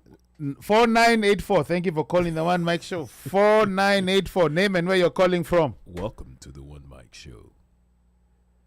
Habari zenu nyinyi. Habari zenu utaziweza. Hey. I talk to us. Guys, it's good to be back. Name and where you're calling from. Going to LA. Name kwanza and where you're calling from. Jina kwanza. Oh yeah, this Louis. Ambia watu jina yako, sisi tunakujua. Wewe, sisi tunakujua, watu wakujui. Yeah. Oh, this the goat farmer from Nini.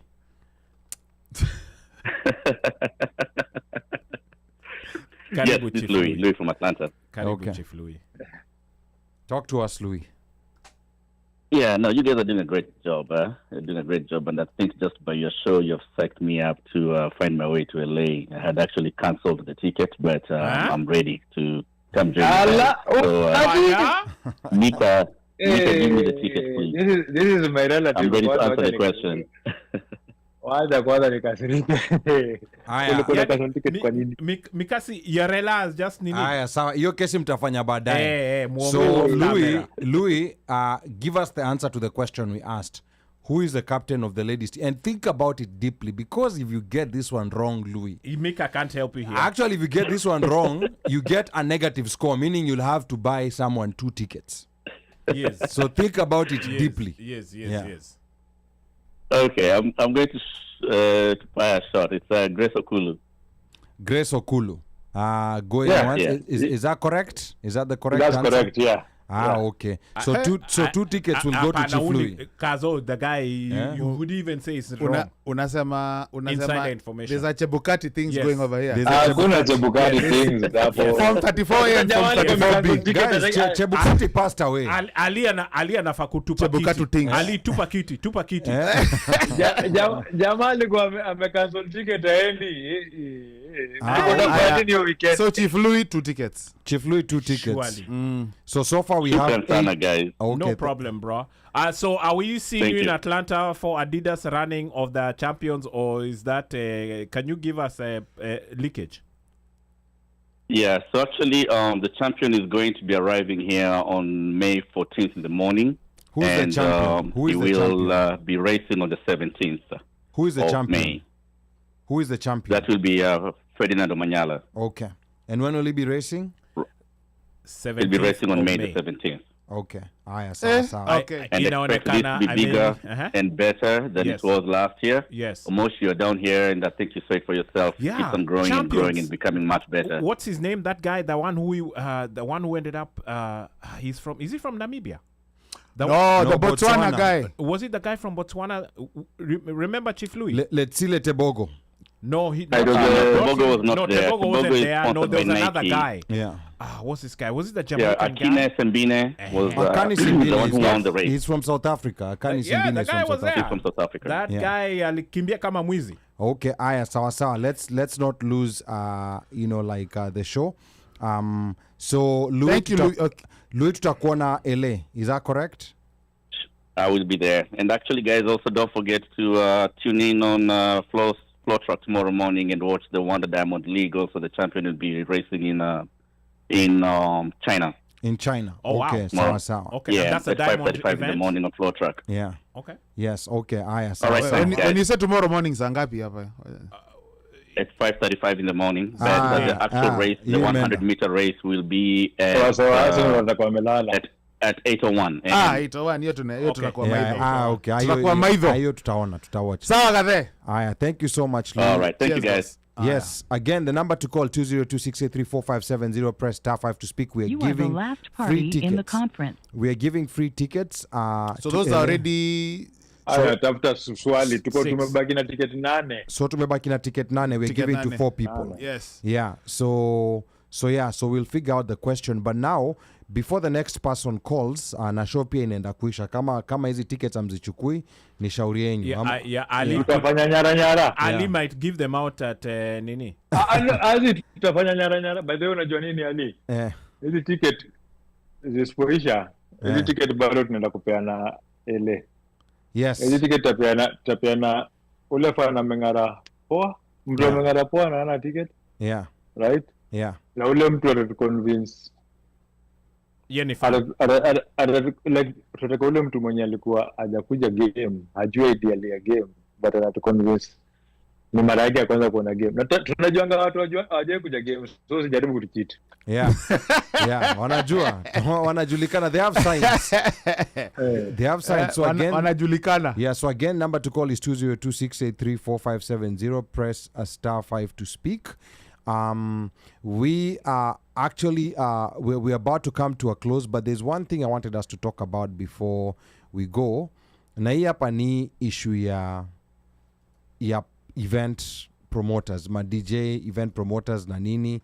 Like it's become, like a very hard nut to crack and very difficult to solve, whereby the social experiment was already done, or maybe the control experiment last year. Unaona kama vile hapa msanii alikuwa anasema as much as it sucks, watu wote sio watu wote are into rugby. Some people come kupiga sherehe, which is okay too, ama vipi. So I agree with Roberto, but where were hao watu wote last year? Si ni watu wa sherehe? Where were they last year when the Kenya team wasn't there? So it's just a simple question that I'm asking. Where were they? Rugby pia kwa sherehe. Yeah. Rugby enjoy ni sherehe. So rugby enjoy ni sherehe. Yeah, and my other question, hao watu wa sherehe pia tangu 2019 rugby toke Vegas. How come hatujasikia wa Kenya wanaenda ku host bash Vegas, PH, ama Hard Rock? We had some people who were going to do a hang, but I don't know if the there hang ever happened. There were people who are gonna yes. I don't know if the hang ever happened. Yes, there are people who wanted to do it. I think what people assumed for a long time is because hawa watu wengi wamekuja, so they were assuming people were coming because of the parties. So I think they tried doing it, but very quickly they realized ni sisi wenyewe ndo tutakuwa hapa, nobody else is coming. Because you see, at the end of the day, place kama Vegas, like you can go and take care of yourself. You can go see the Blue Men.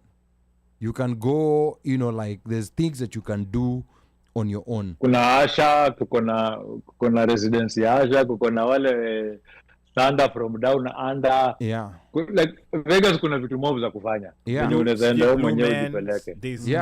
Yeah. Vegas you can sort yourself out. Sasa LA ndo place tricky. LA yani it's just a monster. First of all, LA siko ubaya watu wa LA, but LA is a bit of an overrated city. We've never been there. What you see on TV is not what you get when you go there. Just understand. Unasema TV ni cinema. TV ni cinema. Hata ile part ile Walk of Fame, that place is just good on pictures, because when you actually go there, just hapo kando, yani like there's Nepali too, like there's nothing spectacular about it. Then kuna wale watu who like you can kusema hapo kando kuna watu homeless. Kuna watu homeless. There's all kinds of, kuna places inanuka. So yeah, just understand that what you see is not exactly what you get. But what Mukwasi said earlier, watu wa rugby ndo amefika huko sasa. Those 4-5 years that rugby has been there, you can actually see the crowd. It's a rugby crowd. It's a different. The mood is different. The mood is different. Yeah, it's a rugby crowd. Hakuna zile crowd tu za crazy people wanakuja. Ile ya picha. No. Unajua nini? Yeah. Watu wa Robato, watu wa Kupati, watu wanataka mkudunda. Atuwaambie ati msikuje kudunda. Tunawaambia kujeni mdunde. Unaona? But at least Atujiambia hata no, yeah. Haujaenda rugby, uji rugby vile iko. Unajua nini? Weka. Lakini wacha study kwa part of experience. Trust me, you're going to be converted into a fan. Uta have more fun kwa hiyo study vile uta have fun kwa club. Hiyo I can guarantee you. Way more fun than to have kwa club. Kwa club utakuwa usiku, kuna mashisha, sijui nini, wale like pale kwa study you get being yourself. Your inner child comes out. You laugh, you cheer, you sing, you dance. Alafu kitoko uende kwa festival lupo unasikia ngoma zenu, una dance, una Wakenya zako, una katika, una Walamba kidance, una tu. You mix with all those different cultures out there, mixing with their culture, interacting with you, just lift up your spirit. Hauwezi experience hiyo kwa club. Hata utry nini. So, kuja. Haujaenda rugby kuja, umekuja dunda kuja, but fika study. Yeah, that's all we ask. At the bare minimum, fika study. You know, like, and you will thank us later. Uta enjoy game, uta enjoy stadium experience, and you'll enjoy everything else. Again, the number to call is 202-683-4570. Press star 5 to speak. I know kulikuwa na topics zingine nyingi tulikuwa tuongee. Yeah. But so, I think what we can do... Hiyo topic tunaweza gusia. Yeah, gani ile Shannon not so sharp. No, Baba Mtakatifu. Yeah, Pope Francis. Baba Mtakatifu tunaweza gusia kidogo. That has to be guzad because very very revered. Because that I think Mikasi should drive this one. So kwa hii panel tuko na Catholics wangapi? Wawili. Wawili lakini mbona wanasema moja? Mbona wanasema moja? Sasa zile alikuwa alipewa duel alikuwa wapi? Wacha ni moja. Hata sivyo. OneMic ni godfather wa nis wangu, like alimsimamia kwa baptism yake. So yeah. Yes, okay. Yes. So let me understand something. So now this is me talking as an outsider. Yes. You know, like I'm not a Catholic, I'm not a Christian. Yes. So when it comes to the papacy, I know it's an institution that has been running for a very, very long time. Yes. So which one came first? Because kuna hii Anglican Church of England, I think there was a point when hizi churches ili separate. Pope akabakia, and then now there was this other side. So was the papacy before hii mambo ya Church of England? Pope kwanza ni nani hadi? Okay. According to Peter. Yeah, Simon Peter is the first pope. Yeah. Now, how many thousands of years ago was that? Unajua Simon Peter ni nani? Simon Peter si alikuwa ni disciple. Yes. Yeah, alikuwa ni disciple wa Yesu. Bwana, Biblia tumesoma ndugu yangu. Okay. Yeah. So, hiyo ni Saint Peter from that was the founder of the Christian faith, right? Okay. So that was where they say that the Christian faith was formed. Church moja. So that's where the papacy started. So the papacy started, yes. Okay, alafu kuna time when hii group nyingine ikajitenga wakaenda kivyao. Ina Martin Luther. Yeah. So kuna hiyo ndio wakajita Protestants. So walikuwa na protest against the leadership of the church at that particular moment. Okay. So ndo wakaform. Yeah, ndo wakaform hiyo. If you look at the Anglican Church, hata services zao na nini, they are not that far from the Catholic service and how the Catholic runs. So hakuna difference kubwa sana. Okay. All right, sawa. So I think hapa pia Sle anatuambia the Catholics came first. So now hiyo lineage ya papacy imetoka hiyo time mpaka ikafika hapa palituko kwa Pope Francis. Is that correct? Yeah. Yes. Okay. It's quite interesting because and not to get away from the topic, because hata pia sisi Waislamu we had what's called a khilafa. When you hear this word called caliphate, people are made to fear it so much. Yeah. Especially when those guys were coming. Yeah, so we had a caliphate, back from when the prophet died over 1400 years ago. Na ikakuja mpaka 19, I think the last caliph was in around 1919. Early 19th and early 1900s. No, it was around 1919, 1920 after First World War. Because the Europeans did something, they imagine that if they break this institution, they will break the religion. So it's now over 100 years that we've not had a caliph, which was the equivalent of I would say the equivalent of a pope. Yeah, from Caliph Abu Bakr, who was the first after the Prophet died, all the way down to Abdul Hamid huyu wa mwisho, the one who was the ruler of the Ottoman Empire. But it was a similar thing. But I think with the Catholics, they've been able to maintain it, and they have a very interesting way of bringing in successors. Hii kitu inaitwa conclave. Yeah. Conclave. Conclave, so cardinals come together. So cardinals, so Micah maybe explain to us who are cardinals, because nakumbuka Kenya kulikuwa na Cardinal Otunga. Right now we have a Cardinal Njue. So who's a cardinal? Is he like who is a cardinal? You know, like for those maybe you don't understand. How would I say it? A cardinal is a senior member of the clergy of the Catholic Church. Like it's a titular member of the clergy of the Diocese of Rome. So they serve as advisors to the Pope. Okay. Who is the Bishop of Rome, right? So the Pope, there's one thing. So in Catholics, actually the Pope serves to it's something like a throne, the Holy See, right? So the Holy See remains constant.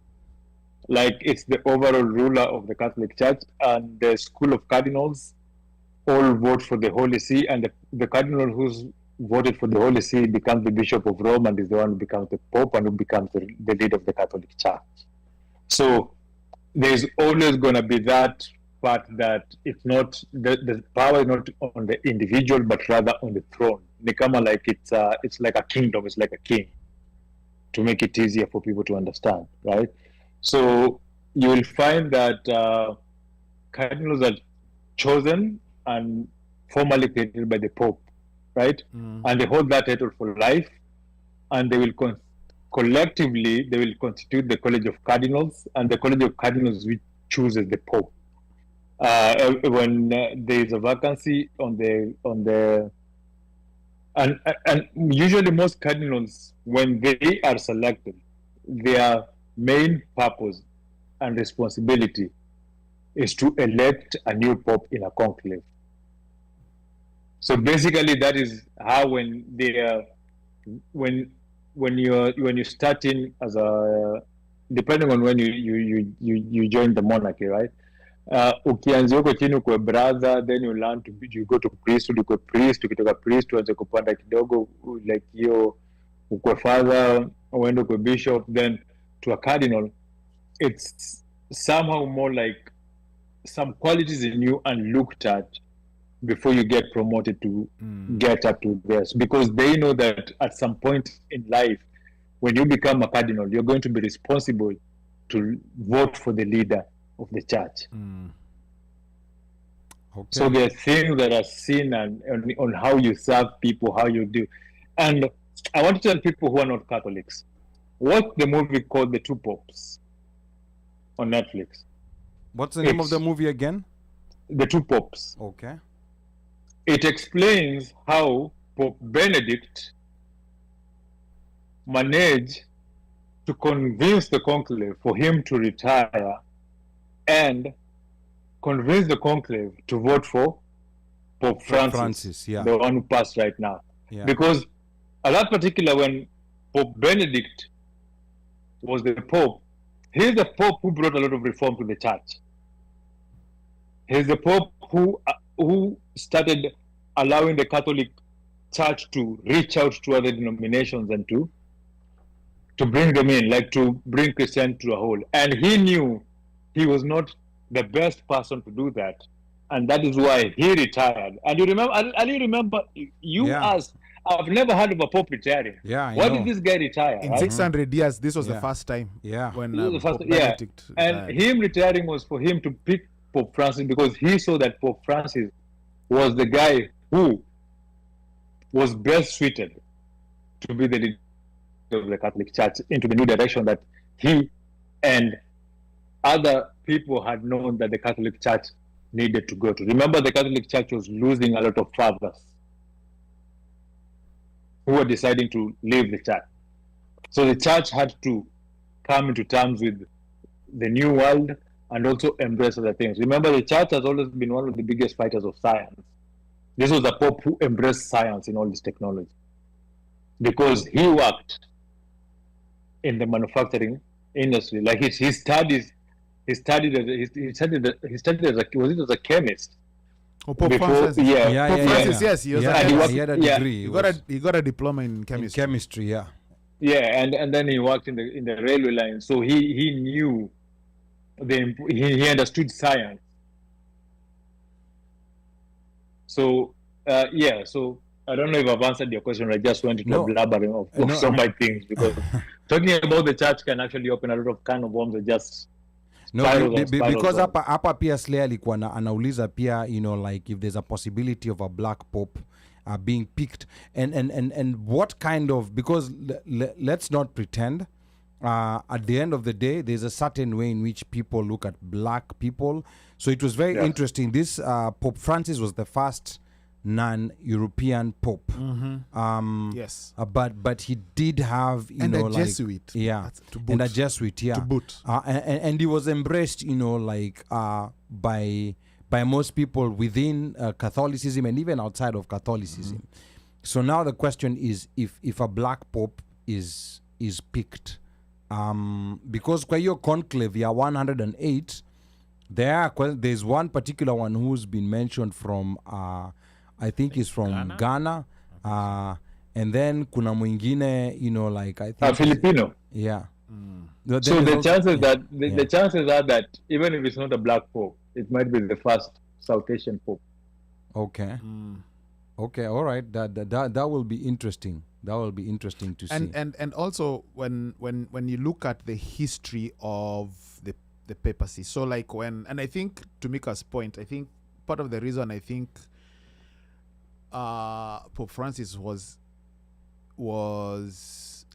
elected, for lack of a better word, you know, it's interesting how, you know, you just think the name is just Pope Francis, but is a different. They have another name. They have a total. They have a different name. Name. They have their real name. They have their real name. So like this Pope is Francis, just a papal name. Pope Francis, you know, like when you most Catholics or guys who study with theology, when interviewed, was saying that when he was introduced, and he was introduced as Pope Francis. Pope Francis of Assisi was a guy who alikuwa ameji. He was just to serve the people. He was just a man on the ground. Man on the ground. Yeah. There was nothing. And actually, he came from a rich family. He was referred to as a shepherd for the people. Yeah, because him initially, he came from a rich family. Francis of Assisi. Of also a different name, but he ended up being given the name Francis, Pope Francis. I mean, Francis of Assisi. He came from a rich family. The father was a wealthy trader, but through some other things happening, he went to war. They lost. Uko Assisi. They went to war. They got lost. He was captured. He was released. He tried to give up his life, but anyway, he ended up giving up his middle class life, his lifestyle, and now gave himself fully to the people who don't have, people with leprosy, people who are sick, people, the poor, walking barefoot, you know, like kule kujitolea kabisa. Yeah. And when Pope Francis came out and he gave himself the name Francis, you could even tell from even what he did, like how he was doing. He was not even staying in even the place he went. Even the place he was living, the kind of car with which he was being. He didn't want the guy is coming in a Honda Civic. Yeah. Even the burial, the career, the state, the formalities of the coffin and everything, just a wooden. Yeah. Akuna, there was nothing. So he said, like Micah is saying, he really did, you know, like he said something, because at some point people thought it was just for show, but this is a guy who anajilipia hotel bill. You know, the guy is taking the trains and whatever. And this didn't just start when he was elected Pope. This was from when he was from back in the day. Back in the day, Uko in Argentina, like when he was doing his thing. Yeah. So that was that, and I remember there's one time he was being interviewed. I think he was on a plane and he was being asked about gays and whatever. He said, "You cannot hit a man." Yeah. Right. Mhm. Yeah. So like that, he became. He was conservative, but he wasn't. He was kind of liberal, but very accommodating of people. So the one thing, like I've sometimes struggled to understand about the papacy and about what powers the Pope has, because I know Pope Francis has gone against the grain, and yes, and gone against certain things that that the church had held for a very long time.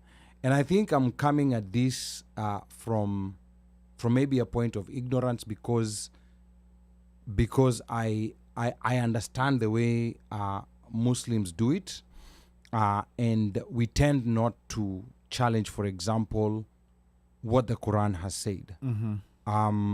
So what I try to understand is, does a pope have the power to, for example, challenge what's in the Bible, or negate what's in the Bible? So I'm trying to understand this part of Pope Francis, and I know like he did not But say. Ali, Yeah, I can answer you that. Yeah. Remember, it's simple. The Bible is simple. The Ten Commandments. As simple as everything else that's spoken in the Bible comes back to the Ten Commandments. Right? Mm-hmm. Thou shalt not kill, thou shalt not steal, thou shalt not commit adultery, thou shalt not do this, just the Ten Commandments, nothing else. And that's what guides everything else. And if you see the thing that he did, his key themes and contribution of his papacy were mercy and compassion, right? He placed mercy at the heart of his message, urging the church to be a field hospital for those who are wounded by life. He emphasized on forgiveness, understanding, and resonated with both Catholics and non-Catholics worldwide. He didn't have, it went back that the poor and the marginalized, right? From his first trip as Pope to the Italian island of Lampedusa, a major entry point for migrants. That is where he went, right? Where African migrants go. And that is where he went as his first official papal duty. And he provided for that. And then environment and advocacy, right? Continued creation. Like in his groundbreaking, he used his knowledge of science to fight for the church to promote conservation for the environment for the younger generation that's coming between us. Interfaith and dialogue. Again, you are taught by the Bible to open, to listen to people. That is why there was the spread of the gospel. That's why we had, even when we have people like Paul and letter to the Thessalonians and everything, they were mixing with other people who were not believing in Christianity at that particular time, right? But that is dialogue that having between different faiths. That's continuity of what the church is doing.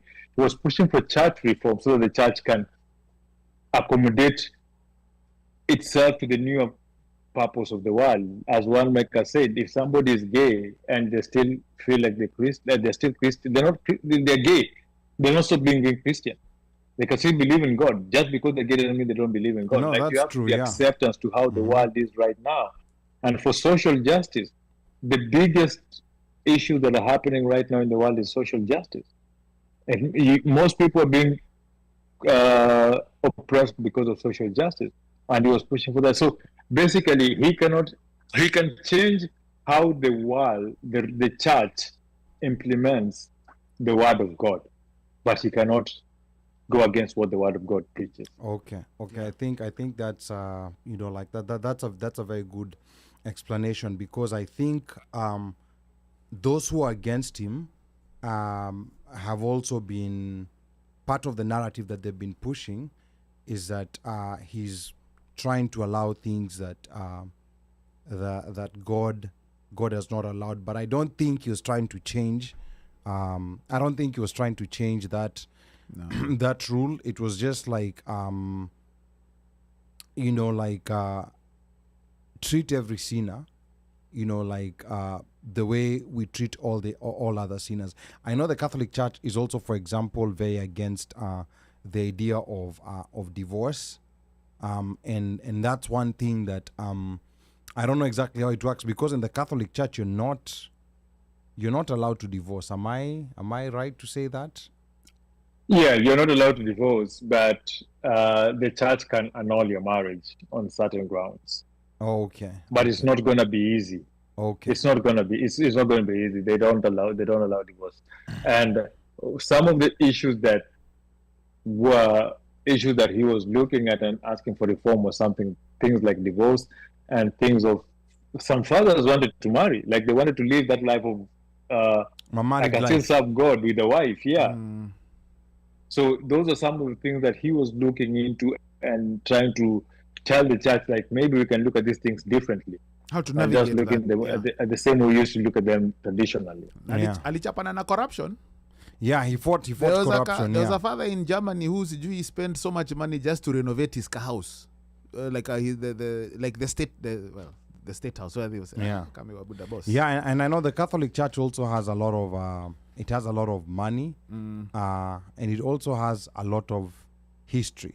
Yes. You know, like both positive and also not so positive. So one of those issues was now the during that time between before Pope Benedict and during these scandals that were coming out. Yeah. Right? And the person who I guess like Micah, and I'm gonna go watch it because I didn't know about that film. Based on how he was a compassionate person, like he reaching out, extending, like he would mtu anatembea like what Jesus would do, like go and he's hanging out with the people pale Karugufei. So you mean angetokea hapa angekuja the people's kamkundi kabisa deadly. Ataenda, you'll be chilling over here just bangaizing with us. So that's the type of person, that's the legacy that the Pope has left, and whoever is coming after is gonna be it's gonna be big shoes to fill. Oh yeah, considering the person whom the name that he adopts, chances he's sort of going to, you can tell that this person, if he adopts Pope Francis, yeni mtu wa serving the people, the forgotten, the downtrodden, huyo ni mtu huyo. But do you think they might pick a conservative one? Because there was actually a faction that was against him because of all these progressive ideas that he was pushing. Do you think there's a possibility they may pick a conservative pope? It is a possibility. It is a possibility. Okay. It is a possibility because it's politics at the end of the day. Yeah, because right now, like there's a tricky balance that a lot of religious leaders are fighting. By religious, I mean Christian religious leaders on many issues that are happening. Yes. Of course, the most popular one that comes up the top is the issue of gay marriage, especially the issue of gay marriage in itself. Yeah, it's becoming, it's splitting certain churches. Oh, it will. It's becoming an issue that's splitting certain churches. So, yeah. But anyway, wahenga, walisemaje? Walisema kilicho na mwanzo hakina budi kuwa na mwisho, meli imetia nanga. We are about to wrap this puppy up. Micah, tugende. Thank you, and Micah. Just want to tell people like rugby is here, and it is a good time. Honestly, all the years I've gone to Vegas, all the years I've never had a stadium experience like LA. If you want to come and enjoy a good stadium experience, come to LA. And it's going to be fun. Come, support the teams. This is the first time you're going to see the ladies and the men's team playing together. This is the first time in a long time, depending on how the politics pan out, we're going to see so many teams together again. So come out, have fun, enjoy, meet people. It's always a good time. You'll meet people you've seen online, you've never met online, you'll make new friends, you'll enjoy a good rugby game, and come support the team. The team needs you. And for all the Catholics out there, I hope you're holding up fine, and I hope everything is good. Okay, is out there. Everybody else, It's the weather is getting good. It's time that most people want to spend time with their families. Time that most people want to be outside. Be careful. Don't drink. Don't drive. And let's enjoy a good summer. And everybody else, tupatane LA. Twende study. Wa Fire! Is it Mwaki? How do you say Mwaki in the Luo? Mwaki. So Jagavi. Liet. Oh. Allah? Okay.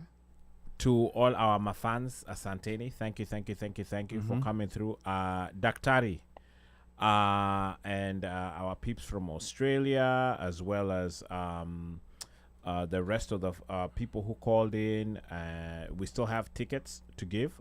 We're either gonna give them out during the week. We'll give them out at study. It's still ngapi zimebaki? 8. I think we have 8 tickets left. Tickets left. We're gonna give to 4 people. Yes. Yeah, so we'll give out the tickets. So those of you who decided not to call in, shauri yako. But musisahau tuende study. Let's do this for Kenya. It's actually very, very important for us to go to study. Challenger Cup, both men's, women's, support, be there for the team. And especially Apple Field 2, it's basically the same experience we had in NC. NC, yes. In a nutshell, of course, we can't carry our tents and our DJ and all of that because utakuwa ndani ya study, you know. But there's a designated spot. But yes, I would highly recommend. In fact, you won't even realize that you're actually really in a stadium when you're in that type of setup. Yeah. It's more intimate. Very intimate. Yes, it's so more intimate, and the fans. In fact, you'd really now would have access to the teams right there. You have access to the teams. They're all the players. They'll be right there. You could get a signature or 2 or 3. But anyway, next week we're heading to not Vegas, LA. So there will be no show.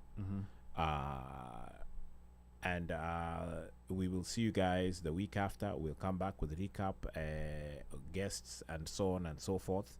For watu wa PG, kuna elections inakuja. We have the PG county, what is it? Why am I even forgetting now? Oh my God. The head of PG county. You guys know what I'm talking about. If you're in PG county, you know what's up. Make sure you get your ballot. You get the ballot. They've started mailing them in for the special elections that's coming up June. It's in June. I think it's in June. Yes. So they've already started mailing them. I got mine today. That's why I'm saying that. So what were PG? Look out for them. We'll see if we can get one of the candidates to come in here, because it's a big deal. It really is a big deal for PG. So again, elections are local. Tutaona next week. Enjoy the weather, be safe, get a designated driver, and have fun. Enjoy summer. All right. Okay, I think we have a struggler here. You have a struggler. Yes. Give them 1 minute. 0306. Thank you for calling the OneMic show. Name and where you're calling from. And what's our question, by the way? Hey, this is Dr. Konye. Aren't you supposed to be at work? Ameenda shift, akapasua kichwa. Nimeanza kutibu wagonjwa. Okay. And then I decided that I better call in right quick. Yeah.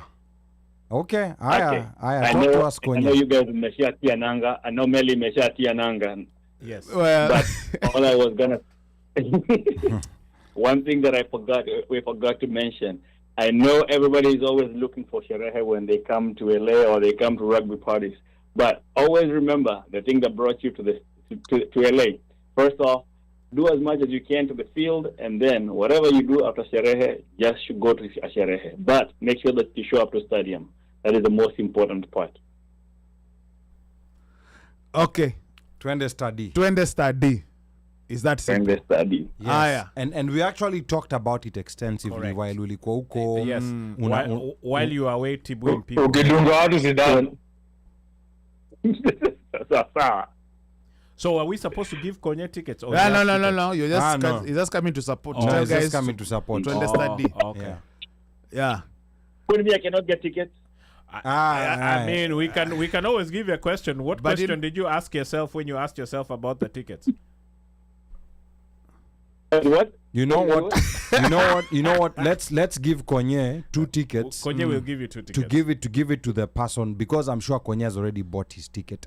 So yes. He already has a through pass. So we'll have, so that leaves 6 tickets. It leaves us with 6 tickets. So a lucky person, Konye 2 tickets. Yeah, a lucky person who may call last week.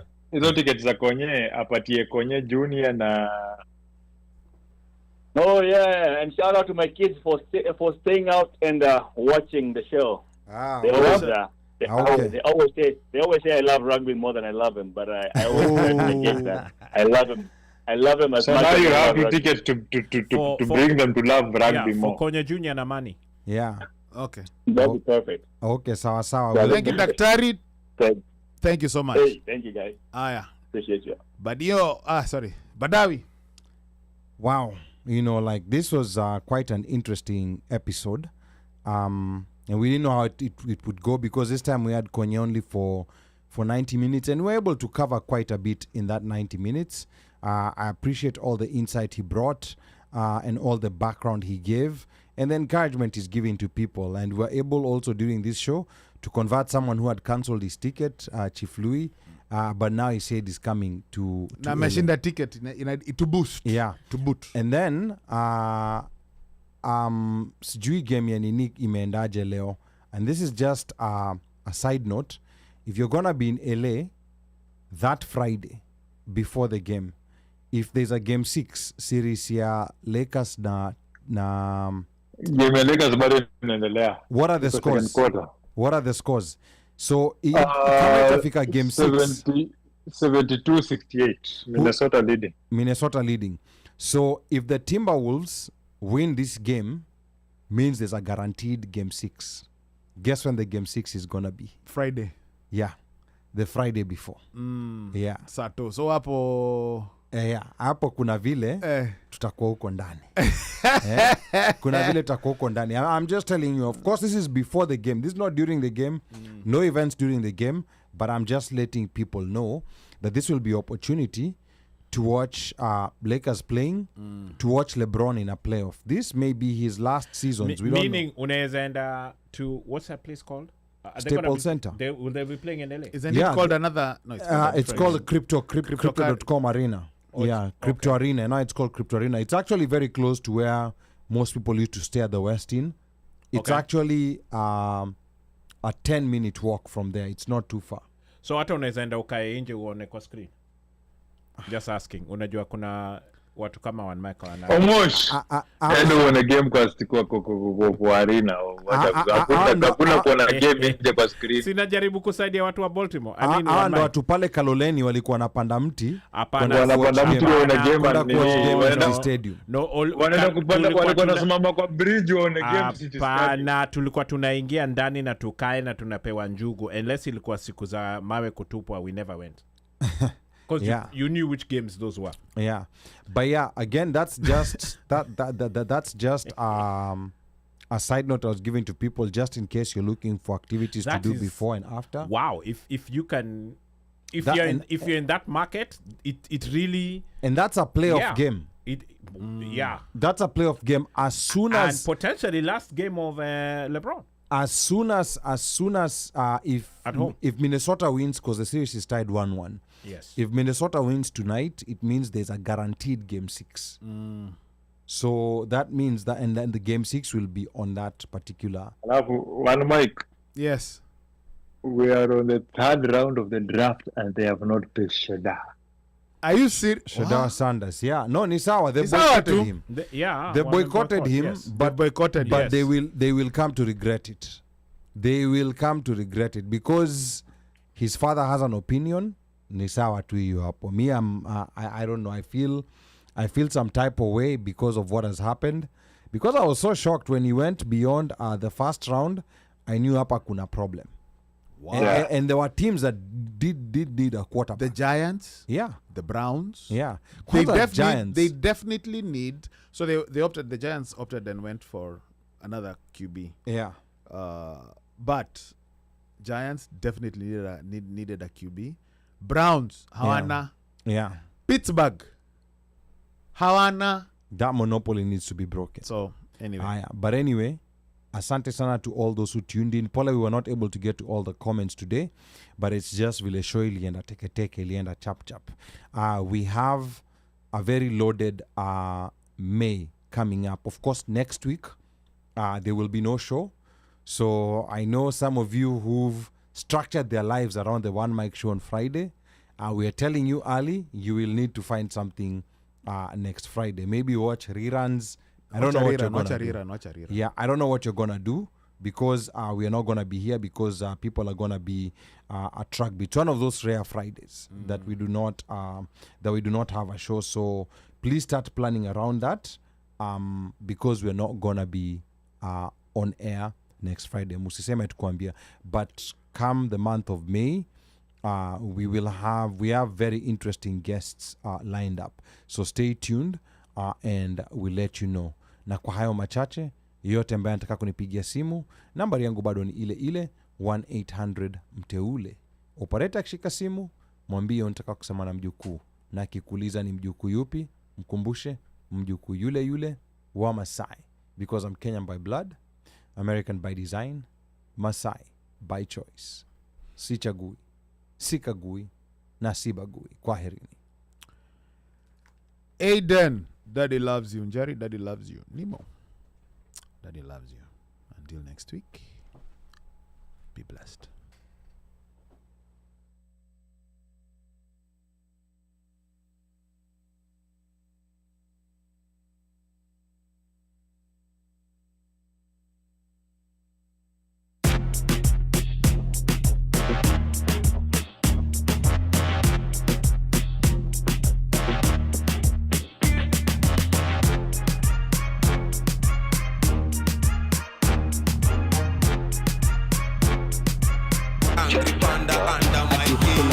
Kanaka msema ngwenda kase toto kike na nibamba na niwe niko mavitu neza shukisha na we kama ni sema tuendele shani tadia ni kame fall pungulu ako magode mini koma bungulu ashajileta disha za machubulu tukalini pimaga kafurisha chululu shani tadia ni kame fall pungulu ako magode mini koma bungulu ashajileta disha za machubulu tukalini